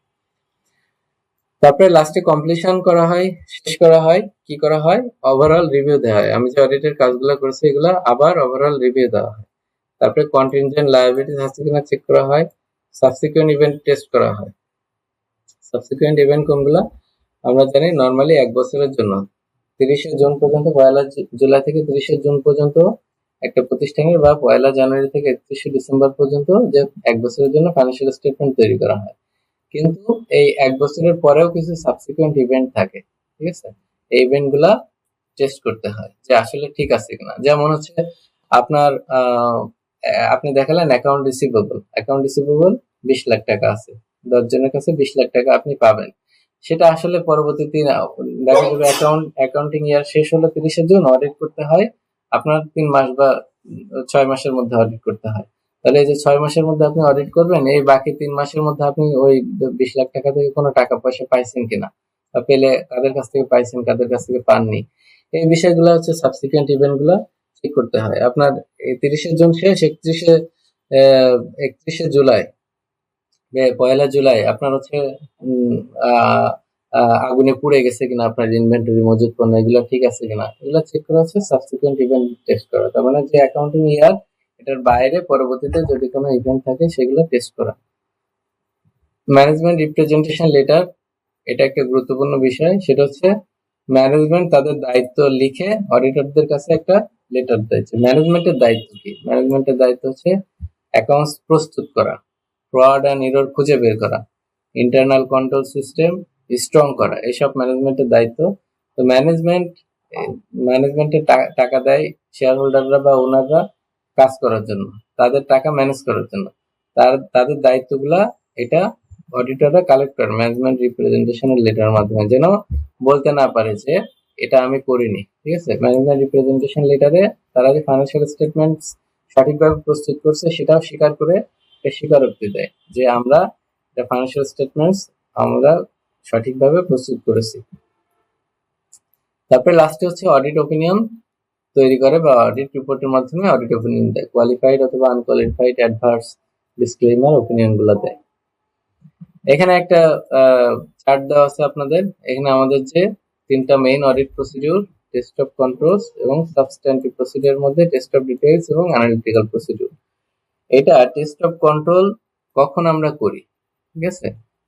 যদি আমরা মনে করি যে প্ল্যান করি যে না কন্ট্রোলের উপর রিলাই করা যায়, তখন আমরা টেস্ট করি। যদি আমি মনে করি এর কন্ট্রোলের উপর রিলাই করা যাবে না, তাহলে তো টেস্ট করার দরকার নেই যে এর কন্ট্রোল কেমন। আর যদি সাবস্ট্যান্টিভ প্রসিডিউর এর মাধ্যমে সাফিসিয়েন্ট অডিট এভিডেন্স কালেক্ট না করা যায়, ঠিক আছে? যে কিছু কিছু ক্ষেত্রে আছে আপনার সাবস্টেন্টিভ প্রসিডিউর এর মাধ্যমে অডিট এভিডেন্স কালেক্ট করা পসিবল হয় না বা অনেকক্ষণ কঠিন হয়ে যায়, সেক্ষেত্রে আমরা টেস্ট করতে হয়। ঠিক আছে, আর সাবস্টেন্টিভ প্রসিডিউর এর মধ্যে test of details analytical procedure কখন করি? অলওয়েজ। আপনি টেস্ট অফ কন্ট্রোল এটা কিন্তু আপনি নাও করলে কোনো সমস্যা নেই, কিন্তু সাবস্টেন্টিভ প্রসিডিউর অবশ্যই আপনাকে করতে হবে, কম হোক বেশি হোক। এটা হচ্ছে কম হয় কখন? যখন হচ্ছে কন্ট্রোল টেস্টিং সাকসেসফুল হয় বা হচ্ছে কন্ট্রোল টেস্ট করে আপনি স্ট্রং কন্ট্রোল পাইলেন, তখন কিন্তু সাবস্টেন্টিভ প্রসিডিউর কমায় দেওয়া যায়। আচ্ছা, এখন আসি অডিট টেকনিক্সে। টেকনিক্সটা হচ্ছে যেসব মেথডস বা টুল ব্যবহার করে এভিডেন্স কালেক্ট করে। এখন অডিট অপিনিয়ন দেওয়ার জন্য অডিটরকে অবশ্যই এভিডেন্স লাগবে, মানে এভিডেন্স কালেক্ট করবে কিভাবে, সেটার বিভিন্ন টেকনিক আছে। সেগুলা কি? ইন্সপেকশন করে। ইন্সপেকশন মানে নিজে হচ্ছে দেখে যে এই কাগজপত্র ঠিক আছে কিনা, এই যে ডকুমেন্টস বা রেকর্ড, যে ভাউচার গুলো আছে, যে হচ্ছে সেলস ইনভয়েস গুলো আছে, বিভিন্ন কন্ট্রাক্ট আছে, বোর্ড অফ ডিরেক্টরস এর যে মাইনিউটস আছে, সেগুলো আছে নিজেরা ফিজিক্যালি ভেরিফাই করে যে ঠিক আছে। তারপরে বিভিন্ন জায়গায় যে তাদের অ্যাসেট আছে, অমুক জায়গায় বিল্ডিং আছে, অমুক জায়গায় ফ্যাক্টরি আছে, এগুলা আসলে যে দেখে যে আসলে ঠিক আছে কিনা। তারপরে অবজার্ভ করে। অবজার্ভ করে মানে নিজে উপস্থিত থেকে, এই যে সাপোজ এন্ডিং ইনভেন্টরি আমাদের যখন গণনা হয় এন্ডিং ইনভেন্টরি, তখন কিন্তু অডিটর দাঁড়ায় থেকে দেখে যে ইনভেন্টরি, এন্ডিং ইনভেন্টরি কিন্তু বেশি দেখাইতে পারে। এন্ডিং ইনভেন্টরি বেশি দেখালে আমাদের হচ্ছে অ্যাসেট বেশি দেখানো পড়ে, অ্যাসেট বেশি দেখানো পড়ে, এবং এন্ডিং ইনভেন্টরি বেশি দেখলে কস্ট অফ গুডস সোল্ড কম দেখানো পড়ে, যার ফলে প্রফিট বেড়ে যায়। তাহলে প্রফিট বাড়ানোর জন্য এবং অ্যাসেট বাড়ানোর জন্য এন্ডিং ইনভেন্টরি বাড়ায় দিতে পারে। তাহলে অবশ্যই আপনার এন্ডিং ইনভেন্টরি যখন গুনবে বা হচ্ছে হিসাব করবে, তখন অডিটর নিজে উপস্থিত থেকে যদি অবজার্ভ করে, সেটা হচ্ছে অবজারভেশন করা। তারা কিভাবে কাজটা করতেছে সেটা দেখা। ইনকোয়ারি করতে পারে, মানে জিজ্ঞাসা করতে পারে ম্যানেজমেন্টের কাছে বা যারা রিলেটেড কাজ করেছে, থার্ড পার্টির কাছে প্রশ্ন করে তথ্য সংগ্রহ করতে পারে, এবং কনফার্ম হতে পারে ব্যাংকের মাধ্যমে, ব্যাংকের সাথে স্টেটমেন্ট নিয়ে যে আপনার ব্যাংক ব্যালেন্স এত টাকা আছে, ব্যাংক লোন এত টাকা আছে, আমাদের ব্যাংকের মাধ্যমে সরাসরি কনফার্মেশন। ওই ম্যানেজমেন্টের কাছে আমরা যাব না, ব্যাংক আপনি আমাদেরকে স্টেটমেন্ট দেন, আমরা অমুক কোম্পানির অডিটর, আপনি আমাদেরকে স্টেটমেন্ট দেন যে আসলে এই অ্যাকাউন্টসে এই কোম্পানির কত টাকা আছে। তারপরে কি করতে পারে? রিক্যালকুলেশন করতে পারে। তারা যে একটা ম্যানেজমেন্ট যে ক্যালকুলেশন করছে, আমরা সেটা আবার ক্যালকুলেশন করতে পারি যে এটা ক্যালকুলেশনটা ঠিক আছে কিনা। অ্যানালিটিক্যাল রিভিউ দিতে পারে, বিভিন্ন রেশিও অ্যানালাইসিস করতে পারি। তারপর হচ্ছে রেশিও অ্যানালাইসিস আমরা পড়েছি ফাইন্যান্সিয়াল স্টেটমেন্টে, ফাইন্যান্সিয়াল অ্যাকাউন্টিং এর লাস্ট ক্লাসে, যে রেশিও অ্যানালাইসিস করে আমরা আসলে ট্রেন্ডটা জানি যে নরমালি তাদের গ্রস প্রফিট 10% হয়, তাহলে এবার কেন 30% হলো, কস্ট অফ গুডস সোল্ড হঠাৎ করে কেন 50% বেড়ে গেল। ঠিক আছে, এগুলো হচ্ছে অ্যানালিটিক্যাল রিভিউর মাধ্যমে আমাদের ওই জিনিসগুলো বের করে ভালো মতো চেক করা যায়। ঠিক আছে, এক্সাম্পল বলছে যে গ্রস প্রফিট রেশিও আগের বছরের সাথে তুলনা করা, এটা হচ্ছে একটা অ্যানালিটিক্যাল রিভিউ। ভাউচিং এবং ভেরিফিকেশন, এটা হচ্ছে ট্রানজেকশন এবং সাপোর্টিং ডকুমেন্টস এক্সামিন করা। এটা কিছুটা হচ্ছে আপনার ইন্সপেকশনের মতোই, যে ভাউচার বেসড অডিট, আমাদের যে বিভিন্ন ভাউচার থাকে ক্রয়ের বিক্রয়ের, ঠিক আছে, এই ভাউচার গুলো পরীক্ষা নিরীক্ষা করা এবং অ্যাসেট এবং লায়াবিলিটিস ভেরিফাই করা, এটা ইন্সপেকশনের মধ্যেই পড়ে ভাউচারটা। তাহলে আমরা এক কথায় যদি বলি, তাহলে অডিট টেকনিক্স এবং প্রসিডিউর থেকে, প্রসিডিউরটা হচ্ছে step by step audit process, মানে প্রথমে প্ল্যানিং করব, তারপরে কন্ট্রোল করব, তারপরে সাবস্টেন্টিভ টেস্ট করব, শেষ করব। আর টেকনিক্সটা আমরা কি উপায়ে আমরা অডিট এভিডেন্স কালেক্ট করব, এভিডেন্স সংগ্রহের পদ্ধতি, ইন্সপেকশন করতে পারি, অবজারভেশন করতে পারি, ইনকোয়ারি করতে পারি, যেগুলো পড়লাম। বাংলাদেশে অডিটরকে এগুলো আইসিএবি এবং আইএসসি স্ট্যান্ডার্ড মেনে অ্যাপ্লাই করতে হয়। তাহলে যারা অডিট প্রসিডিউর এবং অডিট টেকনিক, এটা আপনি ইচ্ছামতো আপনার নিজের ক্রিয়েটিভিটি কাজে লাগানোর সুযোগ কম। আপনি হচ্ছে আইসিএবি গাইডলাইন আছে, আইসার গাইডলাইন আছে, এটা অনুযায়ী আপনাকে এই টেকনিক্স এবং প্রসিডিউরস ফলো করতে হবে। লিস্টেড কোম্পানিসের অডিটরকে আইসা অনুযায়ী অ্যাবভ প্রসিডিউর টেকনিক্স ফলো করতে হয়। যেটাই বললাম যে আপনাকে অবশ্যই লিস্টেড কোম্পানির ক্ষেত্রে কিন্তু আইসা এবং আইসিএবি স্ট্যান্ডার্ড ফলো করতে হয়। ঠিক আছে, আইসিএবি স্ট্যান্ডার্ড ফলো করা বাধ্যতামূলক। এফআরসি মনিটরিং করে অডিটিং কোয়ালিটি, অডিটের কোয়ালিটি কেমন, অডিট ফার্মগুলো ঠিক মতো কাজ করতেছে কিনা, টাকা দিয়ে তাদের কাছ থেকে ওপিনিয়ন কিনে নিচ্ছে কিনা, এগুলো মনিটর করে কারা? এগুলো করে এফআরসি। এফআরসির কাজ আমরা আগে দেখেছি। আর হচ্ছে এই যে সেক্টর রেগুলেটর, যারা বাংলাদেশ ব্যাংক আছে, ইন্স্যুরেন্সের জন্য ইডা আছে, লিস্টেডের জন্য বিসেক আছে, এরা স্পেশাল অডিট দিতে পারে, বা হচ্ছে এরা এদের সেক্টরের যে প্রতিষ্ঠানগুলো আছে তাদের অডিট গুলা সেট করতে পারে। আচ্ছা, কয়েকটা এমসিকিউ দেখে আসি আমরা, যেহেতু আমাদের প্রশ্ন এমসিকিউ তে আসবে। আমাদের হচ্ছে বাংলায় প্রশ্ন হবে এবং এমসিকিউ পদ্ধতিতে হবে। তো আমাদের অডিটটা আসলে মূলত থিওরিটিক্যাল। এখানে কনসেপ্টটা যদি আপনার ক্লিয়ার থাকে তাহলে কিন্তু এখান থেকে ভালো মার্কস ক্যারি করা সম্ভব। তাহলে অডিট প্রসিডিউর মূলত কি জন্য ব্যবহার করা হয়? অডিট প্রসিডিউর ব্যবহার করা হয় অডিট এভিডেন্স কালেক্টর এবং অডিট অবজেক্টিভ অ্যাচিভ করার জন্য। নিম্নের কোনটি অডিট প্রসিডিউরের উদাহরণ? তাহলে আমরা পড়েছি এটা ভাউচিং এর মাধ্যমে। এটা অডিট প্রসিডিউর হচ্ছে ভাউচিং একটা পার্ট। অডিট প্রসিডিউর ভাউচিং কোন বিষয়ে পরীক্ষা করে? ভাউচিং পরীক্ষা করে ট্রানজেকশন, আমাদের যে ট্রানজেকশনের অথেন্টিসিটি এবং সাপোর্টিং ডকুমেন্টস। নিম্নের কোনটি অডিট এভিডেন্স কালেকশন টেকনিক না? এটা হচ্ছে মার্কেটিং সার্ভে। আমরা ইনকোয়ারির মাধ্যমে কালেক্ট করি, অবজারভেশনের ইন্সপেকশনের মাধ্যমে কালেক্ট করি, কিন্তু মার্কেটিং সার্ভে মাধ্যমে কালেক্ট করা হয় না। অ্যানালিটিক্যাল প্রসিডিউর কোন ধরনের audit technique? Analytical procedure comparison, ratio analysis, trend analysis. Performance technique বলতে কি বোঝায়? পারফরম্যান্স টেকনিক হচ্ছে অডিটর দি পারফরম্যান্স নিজে আবার হিসাব করবে। অডিট প্রোগ্রাম হচ্ছে, এটাকে অডিট প্রোগ্রামকে ওয়ার্কিং পেপারও বলে। অডিটররা তাদের নিজেদের কাজ সহজ করার জন্য এবং অডিট সংক্রান্ত যে কাজ সেটা রেকর্ড রাখার জন্য প্রোগ্রামটা তৈরি করে। এখানে হচ্ছে রিটেন প্ল্যান, অডিটরদের রিটেন প্ল্যান, যাতে হচ্ছে অডিটের অবজেক্টিভ থাকে, স্কোপ থাকে, নেচার এবং টাইমিং থাকে। তাহলে এটার উদ্দেশ্য কি? অডিট প্রোগ্রাম তৈরি করার, ইনশিওর করা যে অডিট কাজ সিস্টেমেটিক, এফিশিয়েন্ট এবং কমপ্লিট হবে। এক কথায় অডিট প্রোগ্রামটা হচ্ছে অডিটররা নিজেদের একটা ওয়ার্কিং পেপার, যেটা যার মধ্যে হচ্ছে অডিটটা কিভাবে করবে, কোন কোন বিষয় থাকবে, কি কি কাজ করছে, সেটা একটা রেকর্ড বা রিটার্ন ডকুমেন্টস থাকে। তাহলে এটা হচ্ছে অডিটকে অর্গানাইজ করে এবং সিস্টেমেটিক করে। আর হচ্ছে কভারেজ এনশিওর করা, সব এরিয়ায় যে কাজ করছে সেটা হচ্ছে এরা এনশিওর করে, কারণ এরিয়াগুলো আগে সেট করে নেয় যে বিষয়ে কাজ করব, তখন প্রত্যেকটা এরিয়ায় কাজ করার পরে ওটা আবার ঠিক দিয়ে রাখা যায়। রেসপন্সিবিলিটিস অ্যাসাইন করা, যে অডিট টিমের কোন মেম্বার কি কাজ করবে। আমরা টোটাল কাজ সেট করে তারপরে কাজগুলা প্রত্যেকটা অডিট টিম মেম্বারের মধ্যে এই অডিট প্রোগ্রামের মাধ্যমে ভাগ করে দিতে পারি। টাইম ম্যানেজমেন্ট সহজ হয়, যে কোন কাজের জন্য আমাদের টোটাল কতগুলো কাজ আছে এবং কোন কাজের জন্য কতটুকু নিব। এভিডেন্স কালেক্টকে স্ট্রাকচার করা, যে আমি যে এভিডেন্স কালেক্ট করব এগুলো স্ট্রাকচারালি কালেক্ট করা। অডিট প্রোগ্রামে এই বিষয়গুলো থাকে, ক্লায়েন্টের ইনফরমেশন থাকে, অডিটের অবজেক্টিভ থাকে, প্রসিডিউরস থাকে, কোন কোন বিষয় অডিট করবে, কোন এরিয়া সেটা থাকে, স্টাফ অ্যাসাইনমেন্টের থাকে, যে কার কোন কি কাজ সেটা অ্যাসাইন করা থাকে, কত টাইমের মধ্যে শেষ করতে হবে প্রত্যেকটা কাজ এবং অডিট শেষ করতে হবে কত দিনের মধ্যে সেটা থাকে।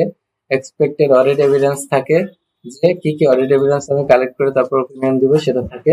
রিভিউ প্রসিডিউর থাকে, অডিট শেষ হলে কিভাবে রিভিউ হবে, সিনিয়র পার্টনার রিভিউ করবে নাকি পার্টনার রিভিউ করবে না ইন্ডিপেন্ডেন্ট থার্ড পার্টনার রিভিউ করবে, সেটা কিন্তু অডিট প্রোগ্রামে লিখিত থাকে। আচ্ছা, এখন চলে আসি একটা গুরুত্বপূর্ণ টার্মে, ফ্রডস এন্ড এররস।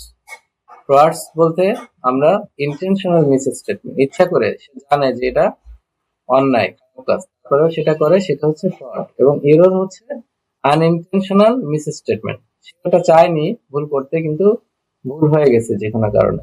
ঠিক আছে, ফ্রড কেন করা হয়? পার্সোনাল গেইনের জন্য, বা হচ্ছে ফাইন্যান্সিয়াল অব্লিগেশন থেকে অ্যাভয়েড করার জন্য, যেমন টাকা চুরি করা, বা হচ্ছে ফেক সেলস, মানে মিথ্যা সেলস তৈরি করা বা ইনভয়েস তৈরি করা, আপনার হচ্ছে ইচ্ছা করে ব্যয় কমানো, এটা হচ্ছে ফ্রডের মধ্যে। এরর কি? এরর হচ্ছে আপনি ক্যালকুলেশন করতে ভুল করছেন, যোগ করতে ভুল করছেন বা বিয়োগ করতে ভুল করছেন, একটা জার্নাল পোস্টিং দেওয়ার সময় এটা ভুলভাবে হয়েছে, বা যে কোনো একটা ট্রানজেকশন বাদ পড়ে গেছে। মূল কথা হচ্ছে ফ্রড হচ্ছে ইন্টেনশনাল এবং ফ্রড হচ্ছে মহা অন্যায়, জালিয়াতি করা, প্রতারণা করা। আর এরর হচ্ছে আনইনটেনশনাল, এটাতে খুব বেশি অন্যায় বলা যায় না, কারণ সে চায়নি আসলে করতে, ভুল হয়ে গেছে, এটা আনইনটেনশনাল। তাহলে অডিটিং এর ক্ষেত্রে ফ্রড কিভাবে রিলেভেন্ট সেটা আমরা দেখে আসি। যে ম্যানেজমেন্ট কিন্তু সবকিছুর জন্য রেসপন্সিবল। আপনার ফাইন্যান্সিয়াল স্টেটমেন্ট তৈরি করার ক্ষেত্রে যে ফ্রড ধরতে হবে, ফ্রড ধরার যে মেকানিজম, ইন্টারনাল কন্ট্রোল সিস্টেম, এটা ম্যানেজমেন্ট তৈরি করবে। অডিটরের দায়িত্ব কিন্তু ফ্রড ধরে না। দেখেন অডিটরের কাজ কি, সেটা হচ্ছে ম্যানেজমেন্টের দায়িত্বকে কখনোই রিপ্লেস করে না। ম্যানেজমেন্টের যে কাজ সেটা অডিটর করে না। ম্যানেজমেন্ট হচ্ছে ফ্রড প্রিভেন্ট করবে এবং ডিটেক্ট করার মূল দায়িত্ব রাখবে। ম্যানেজমেন্ট হচ্ছে ফ্রড ইন্টারনাল কন্ট্রোল সিস্টেম এমন ভাবে করবে যেন কেউ ফ্রড করতে পারে না, যদি করেও তাহলে তাদেরকে ধরে পানিশমেন্ট দিবে। কর্পোরেট গভর্নেন্সের প্রিন্সিপাল অনুযায়ী ম্যানেজমেন্টের পারফরমেন্স ইভালুয়েট এবং অর্গানাইজেশনের অ্যাসেট সিকিউরিটি নিশ্চিত করতে সাহায্য করে। ফ্রড আনকভার করার চেষ্টা ব্যয়বহুল হতে পারে, ঠিক আছে। ফ্রড আনকভার যে করতে হবে এটা হচ্ছে মানে অনেকে যে এক্সপেকটেশন গ্যাপের মধ্যে চলে আসে, যারা ইউজার অডিট রিপোর্ট তারা মনে করতে পারে অডিটররা ফ্রড ধরে দিবে, সব যত ফ্রড হয়েছে সব ধরে দিবে, কিন্তু এটা আসলে অনেক সময় সাপেক্ষ ব্যাপার এবং অডিটরদের দায়িত্ব না ফ্রড ধরা। তবে তাদের কাজ করতে গিয়ে যে ফাইন্যান্সিয়াল স্টেটমেন্ট দিছে কিনা এটা জাজ করার জন্য, এটার উপর ওপিনিয়ন দেওয়ার জন্য যদি কোনো ফ্রড পায় তাহলে সেটা অবশ্যই রিপোর্ট করবে, মানে জানাবে। কাদের জানাবে সেটা পরে আসতেছি। আচ্ছা, আর ফ্রড ধরা অনেক ব্যয়বহুল হতে পারে এবং সবসময় ফিজিবল না। দেখা যাবে আমি অনেক খরচ করে 1 লাখ টাকা খরচ করে একটা ফ্রড ধরলাম যেটা 10,000 টাকার ফ্রড হয়েছে, তাহলে এটা আমাদের কিন্তু লস হতে পারে। তাহলে স্ট্যাটিউটরি অডিট মূলত সমস্ত ফ্রড চিহ্নিত করার জন্য ডিজাইন করা হয় না। এটা কিন্তু আপনাদের একটা গুরুত্বপূর্ণ বিষয়। ফ্রড কিন্তু অডিটের মাধ্যমে সব ফ্রড আপনি ধরবেন, এটা কিন্তু স্ট্যাটিউটরি অডিট আইসা অনুযায়ী বলেন, আইসিএবি গাইডলাইন অনুযায়ী বলেন, এটা কিন্তু ওইভাবে করার না। অডিট মূলত আপনার একটা ওপিনিয়ন দিবে ম্যাটেরিয়াল ইফেক্টের উপরে, যে এটা ম্যাটেরিয়ালি মিসস্টেটেড কিনা বা ম্যাটেরিয়ালি মিসস্টেটেড না কিনা, এটা হচ্ছে অডিটের মাধ্যমে দেবে। এখানে ফ্রড হয়েছে কি না হয়েছে সব ফ্রড ধরে মতামত দেওয়াটা কিন্তু অডিটরের কাজ না, বা যে কে ফ্রড করছে তারা ধরে পুলিশে দেওয়া এটাও অডিটরের কাজ না। অডিট প্রক্রিয়ার কারণ কি, অডিট প্রক্রিয়ায় লিমিটেশন আছে যার কারণে ফ্রড আনকভার করা সম্ভব হবে না। কি লিমিটেশন, সেটা হচ্ছে আপনার অডিট কিন্তু স্যাম্পল বেসিসে হয়, সব ট্রানজেকশন নিয়ে কাজ করে না। প্রথমে ম্যাটেরিয়ালিটি সেট করে যে বড় বড় ট্রানজেকশন সেগুলো আমি চেক করে তারপরে সেগুলোর উপরে ওপিনিয়ন দেবো। তাহলে আমি 10টা ভাউচার যদি থাকে আমি 5টা চেক করবো যেগুলো ম্যাটেরিয়াল, তাহলে বাকি 5টার মধ্যে তো ফ্রড থাকতে পারে, তাহলে ওইগুলো তো আনকভার করতে গেলে সবগুলা চেক করতে হবে। কিন্তু অডিটিং এর যে স্ট্যান্ডার্ড বা অডিটিং করার যে নিয়ম সেটার মধ্যে সব চেক করার কথা বলা হয় না। এই কারণে সব ফ্রড কিন্তু নাও ধরা পড়তে পারে।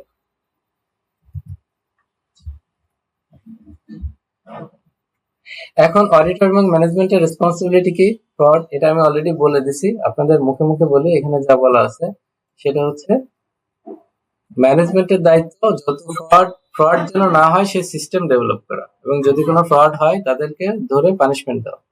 আর অডিটরের দায়িত্ব কখনোই ফ্রড ধরা না, তাদের দায়িত্ব হচ্ছে ম্যানেজমেন্ট ঠিক মতো ফাইন্যান্সিয়াল স্টেটমেন্ট তৈরি করছে কিনা আইএস আইএফআরএস অনুযায়ী, এবং ট্রু অ্যান্ড ফেয়ার ভিউ দিছে কিনা, ম্যাটেরিয়াল মিস স্টেটমেন্ট হয়েছে কিনা সেটা জানানো।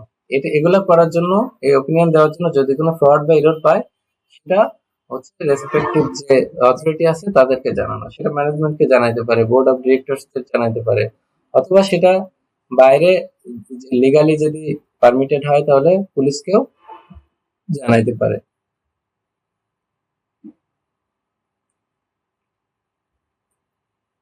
আচ্ছা, এখন যদি অডিটররা ফ্রড পায়, ঠিক আছে, অডিটররা যদি ফ্রড পায় তাদের অডিটের কাজ করার জন্য, তাহলে কাদেরকে জানাবে, ঠিক আছে।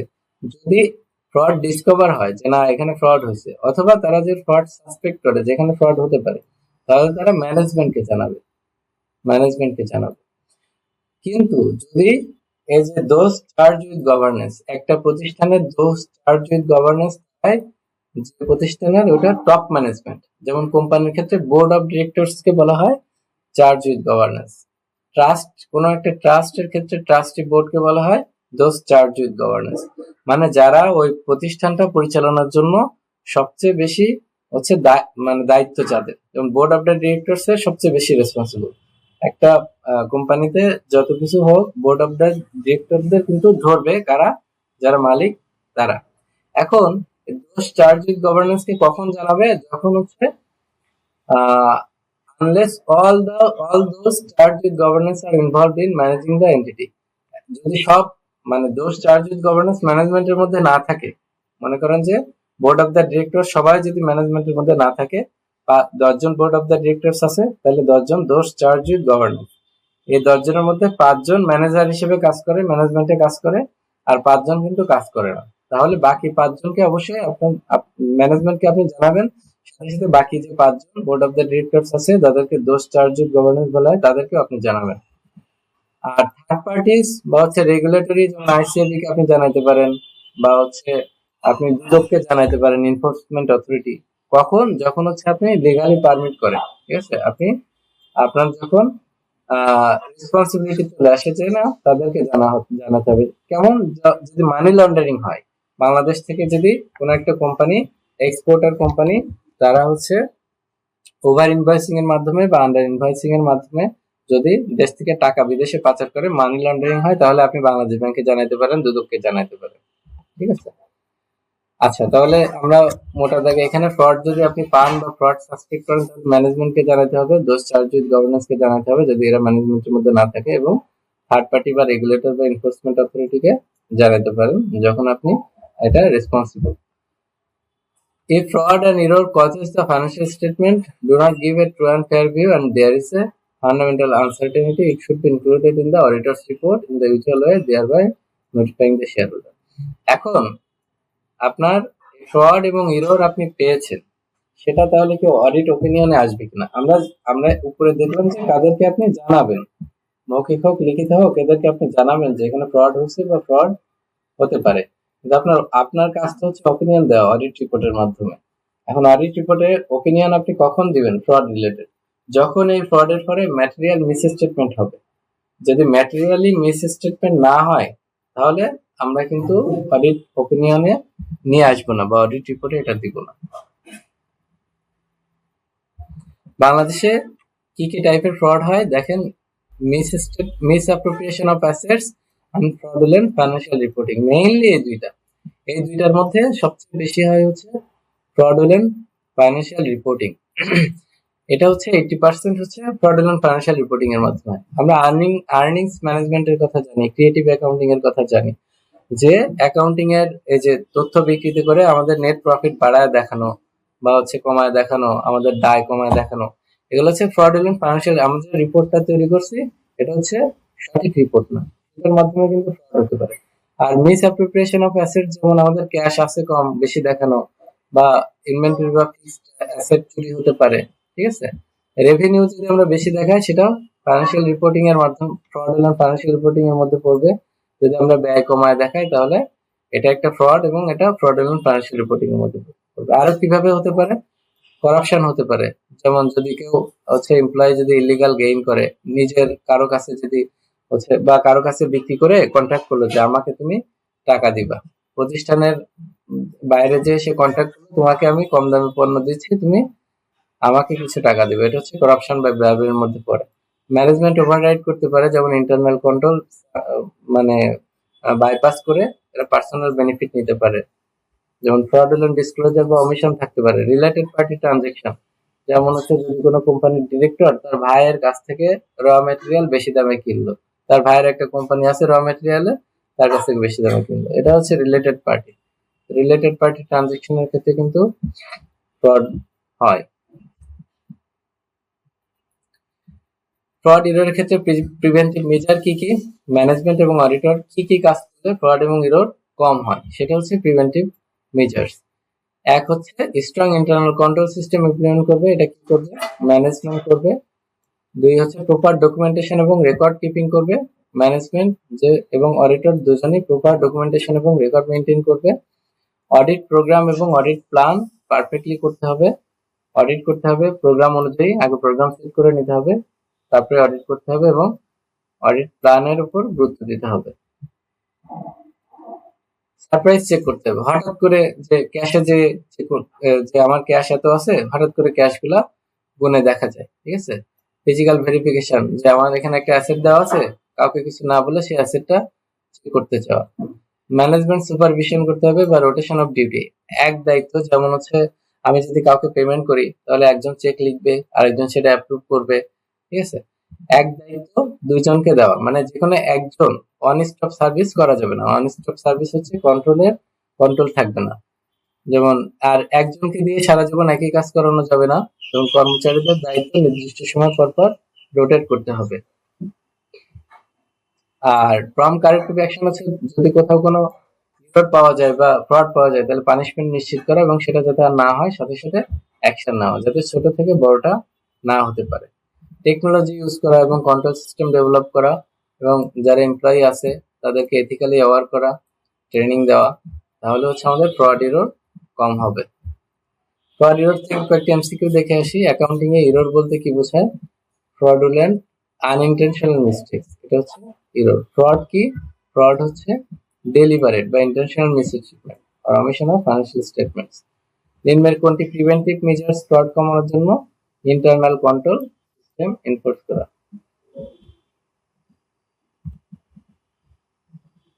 আপনারা এই এমসিকিউ যখন পড়বেন অ্যান্সার দেওয়ার আগে নিজেরা চেষ্টা করবেন, নিজেরা একটা অ্যান্সার সেট করবেন, তারপরে ভিডিও পজ করে নিজেরা একটা অ্যান্সার সেট করবেন, তারপরে আপনারা অ্যান্সারগুলো দেখবেন।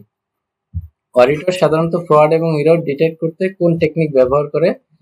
সেটা হচ্ছে ভাউসিং, রিক্যালকুলেশন, অবজারভেশন, আমাদের যে টেকনিকগুলো ছিল সেগুলো আসলে ফ্রড এরর ডিটেক্ট করতে ব্যবহার করে।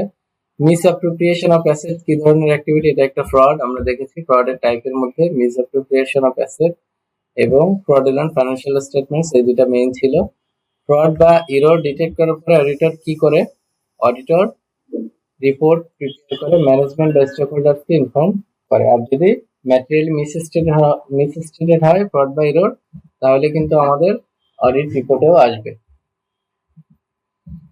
অডিটের বিভিন্ন মোড আছে, যে মোডগুলা মোড মানে হচ্ছে ধরন, কোন কোন অডিট হয় সেগুলা।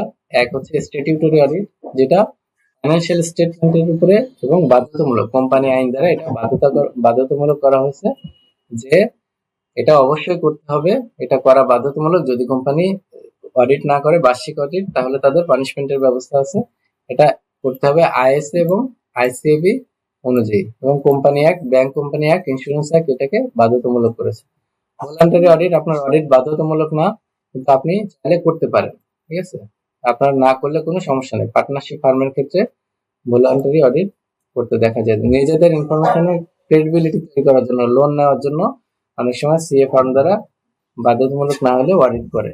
ইন্টারনাল অডিট, এটা হচ্ছে এই যে ম্যানেজমেন্টের যে ইন্টারনাল কন্ট্রোল সিস্টেম, এটা আসলে ঠিক আছে কিনা। আমাদের এক্সটার্নাল অডিট করার আগে আমাদের কোথায় কোথায় ত্রুটি আছে, ম্যানেজমেন্ট আরো কি করলে ভালো করতে পারবে, কোথায় এরর ফ্রড হচ্ছে, কোথায় প্রবলেম আছে, সেটা জানার জন্য আমাদের কিন্তু ইন্টারনাল অডিট করা হয়। এক্সটার্নাল অডিট হচ্ছে আমাদের স্ট্যাটিউটরি অডিট বা বাইরের সিএ ফার্ম দ্বারা, যে ইন্ডিপেন্ডেন্ট প্র্যাকটিশনার দিয়ে যারা করি, যেটা করি সেটা হচ্ছে এক্সটার্নাল অডিট। এক্ষেত্রে ইন্ডিপেন্ডেন্ট ওপিনিয়ন প্রদান করা হয় এবং আইএসও অনুযায়ী করা হয়। গভর্নমেন্ট অডিটের ক্ষেত্রে সিএজি অডিট করে কন্ট্রোলার অ্যান্ড অডিটর জেনারেলের মাধ্যমে, যে গভর্নমেন্ট ইনস্টিটিউশন গুলো আছে এবং স্বায়ত্তশাসিত প্রতিষ্ঠানগুলো আছে। আর কন্টিনিউয়াস অডিটের ক্ষেত্রে হচ্ছে এক বছরে একটা অডিট রিপোর্ট শেষ করে যে দিবে এরকম না, নিয়মিতভাবে অডিট চলতেই থাকে। অ্যাকাউন্টিং রেকর্ড এটা চলতেই থাকে। বড় ধরনের ম্যানুফ্যাকচারিং অর্গানাইজেশন যেগুলো আছে বা ব্যাংক আছে, এদের কিন্তু অডিট চলতেই থাকে। এটা হচ্ছে ফ্রড এরর ধরার জন্য এটা বেশি কার্যকর।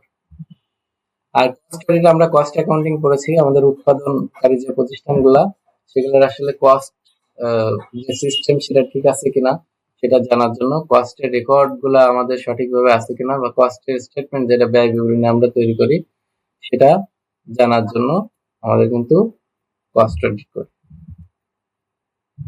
আর এখানে অডিটরসদের রেসপন্সিবিলিটি দেওয়া আছে, যে অডিটরসদের কি কি অডিটরদের আসলে অডিট করতে যে রেসপন্সিবিলিটি কি এবং ম্যানেজারদের রেসপন্সিবিলিটি কি আমরা জানছি। অডিটরদের রেসপন্সিবিলিটি কি আমরা দেখে আসি। অডিট পরিচালনা করা কি অনুযায়ী? আইসা অনুযায়ী এবং আইসিএবি স্ট্যান্ডার্ড অনুযায়ী। প্রফেশনাল স্কেপটিসিজম, তাদের ক্রিটিক্যাল মাইন্ড থাকতে হবে, কোশ্চেনিং মাইন্ড থাকতে হবে, তাদের জাজমেন্টাল ক্যাপাবিলিটি থাকতে হবে এবং তারা এথিক্যালি ভালো হতে হবে। যেমন তাদের মধ্যে ইন্টিগ্রিটি থাকতে হবে, অবজেক্টিভিটি থাকতে হবে, প্রফেশনাল ডিউ কেয়ার থাকতে হবে এবং তাদের কনফিডেন্সিয়ালিটি। একজনের তথ্য কিন্তু আপনি অডিটর মানে একটা প্রতিষ্ঠানের নারী নক্ষত্র আপনি জানেন। এখন ওই তথ্য নিয়ে তাদের তথ্য নিয়ে আপনি শেয়ার বাজারে ইনভেস্ট করবেন, বা তাদের তথ্য নিয়ে আপনি আরেকজন, তাদের কম্পিটিটর যারা আছে, আপনি স্কার ফার্মাসিউটিক্যালস এর তথ্য নিয়ে আপনি বেক্সিমকো ফার্মাসিউটিক্যালস এর কাছে দিলেন যে তারা এখান থেকে কম দামে র ম্যাটেরিয়াল নিয়ে আসে, এটা কিন্তু কনফিডেন্সিয়ালিটি ব্রেক হবে। তো কনফিডেন্সিয়ালিটি অবশ্যই মেনটেন করতে হবে। নিশ্চিত করতে হবে কি ফাইন্যান্সিয়াল স্টেটমেন্টের ম্যাটেরিয়াল মিস স্টেটমেন্ট নাই, অবশ্যই নিশ্চিত করতে হবে এভিডেন্স কালেক্ট করার মাধ্যমে। তারপর audit procedure plan perform document করা, যে প্রসিডিউর গুলো আছে test of control, test of details, এগুলা প্ল্যান করা, তারপর পারফর্ম করা, এগুলা অডিট ওয়ার্কিং পেপারের মাধ্যমে ডকুমেন্ট করা। তারপরে এই যে টেকনিক গুলো আছে এগুলা ফলো করা। ইন্টারনাল কন্ট্রোল ইভালুয়েট করা, ইন্টারনাল কন্ট্রোলটা কেমন, টেস্ট অফ কন্ট্রোলের মাধ্যমে এদের আসলে কন্ট্রোল সিস্টেমটা কেমন, এবং রিস্ক ফ্রড এবং রিস্ক কেমন, যদি রিস্ক থাকে তাহলে টেস্ট বেশি করতে হবে, টেকনিক বেশি অ্যাপ্লাই করতে হবে। তারপরে কি অডিট ওপিনিয়ন দেওয়া, কোয়ালিফাইড আনকোয়ালিফাইড, যেটা এখন মডিফাইড আনমডিফাইড ওপিনিয়ন, এটা হচ্ছে কোয়ালিফাইড এর মধ্যে অ্যাডভার্স ডিসক্লেইমার ওপিনিয়ন আছে। এবং গুরুত্বপূর্ণ যে ফাইন্ডিংস গুলো আছে সেগুলো কিন্তু ম্যানেজমেন্টকে বা বোর্ড অফ দ্য ডিরেক্টরস বা হচ্ছে চার্জ উইথ গভর্নেন্স কে জানাতে হবে, যেটা আপনার অডিট ওপিনিয়নে আসবে না, অডিট রিপোর্টে আসবে না, কিন্তু প্রতিষ্ঠানের জন্য গুরুত্বপূর্ণ, সেগুলা লিখিতভাবে কিন্তু আপনার হচ্ছে দোষ চার্জ উইথ গভর্নেন্স বা হচ্ছে বোর্ড অফ দ্য ডিরেক্টর বা হাইয়েস্ট অথরিটি যে কোনো প্রতিষ্ঠানে তাদের সাথে কমিউনিকেট করতে হবে, জানাতে হবে। কোম্পানিজ অ্যাক্ট, বাংলাদেশ ব্যাংক, বিসেক, এই সব নিয়ম মেনে তারপরে অডিট করতে হবে।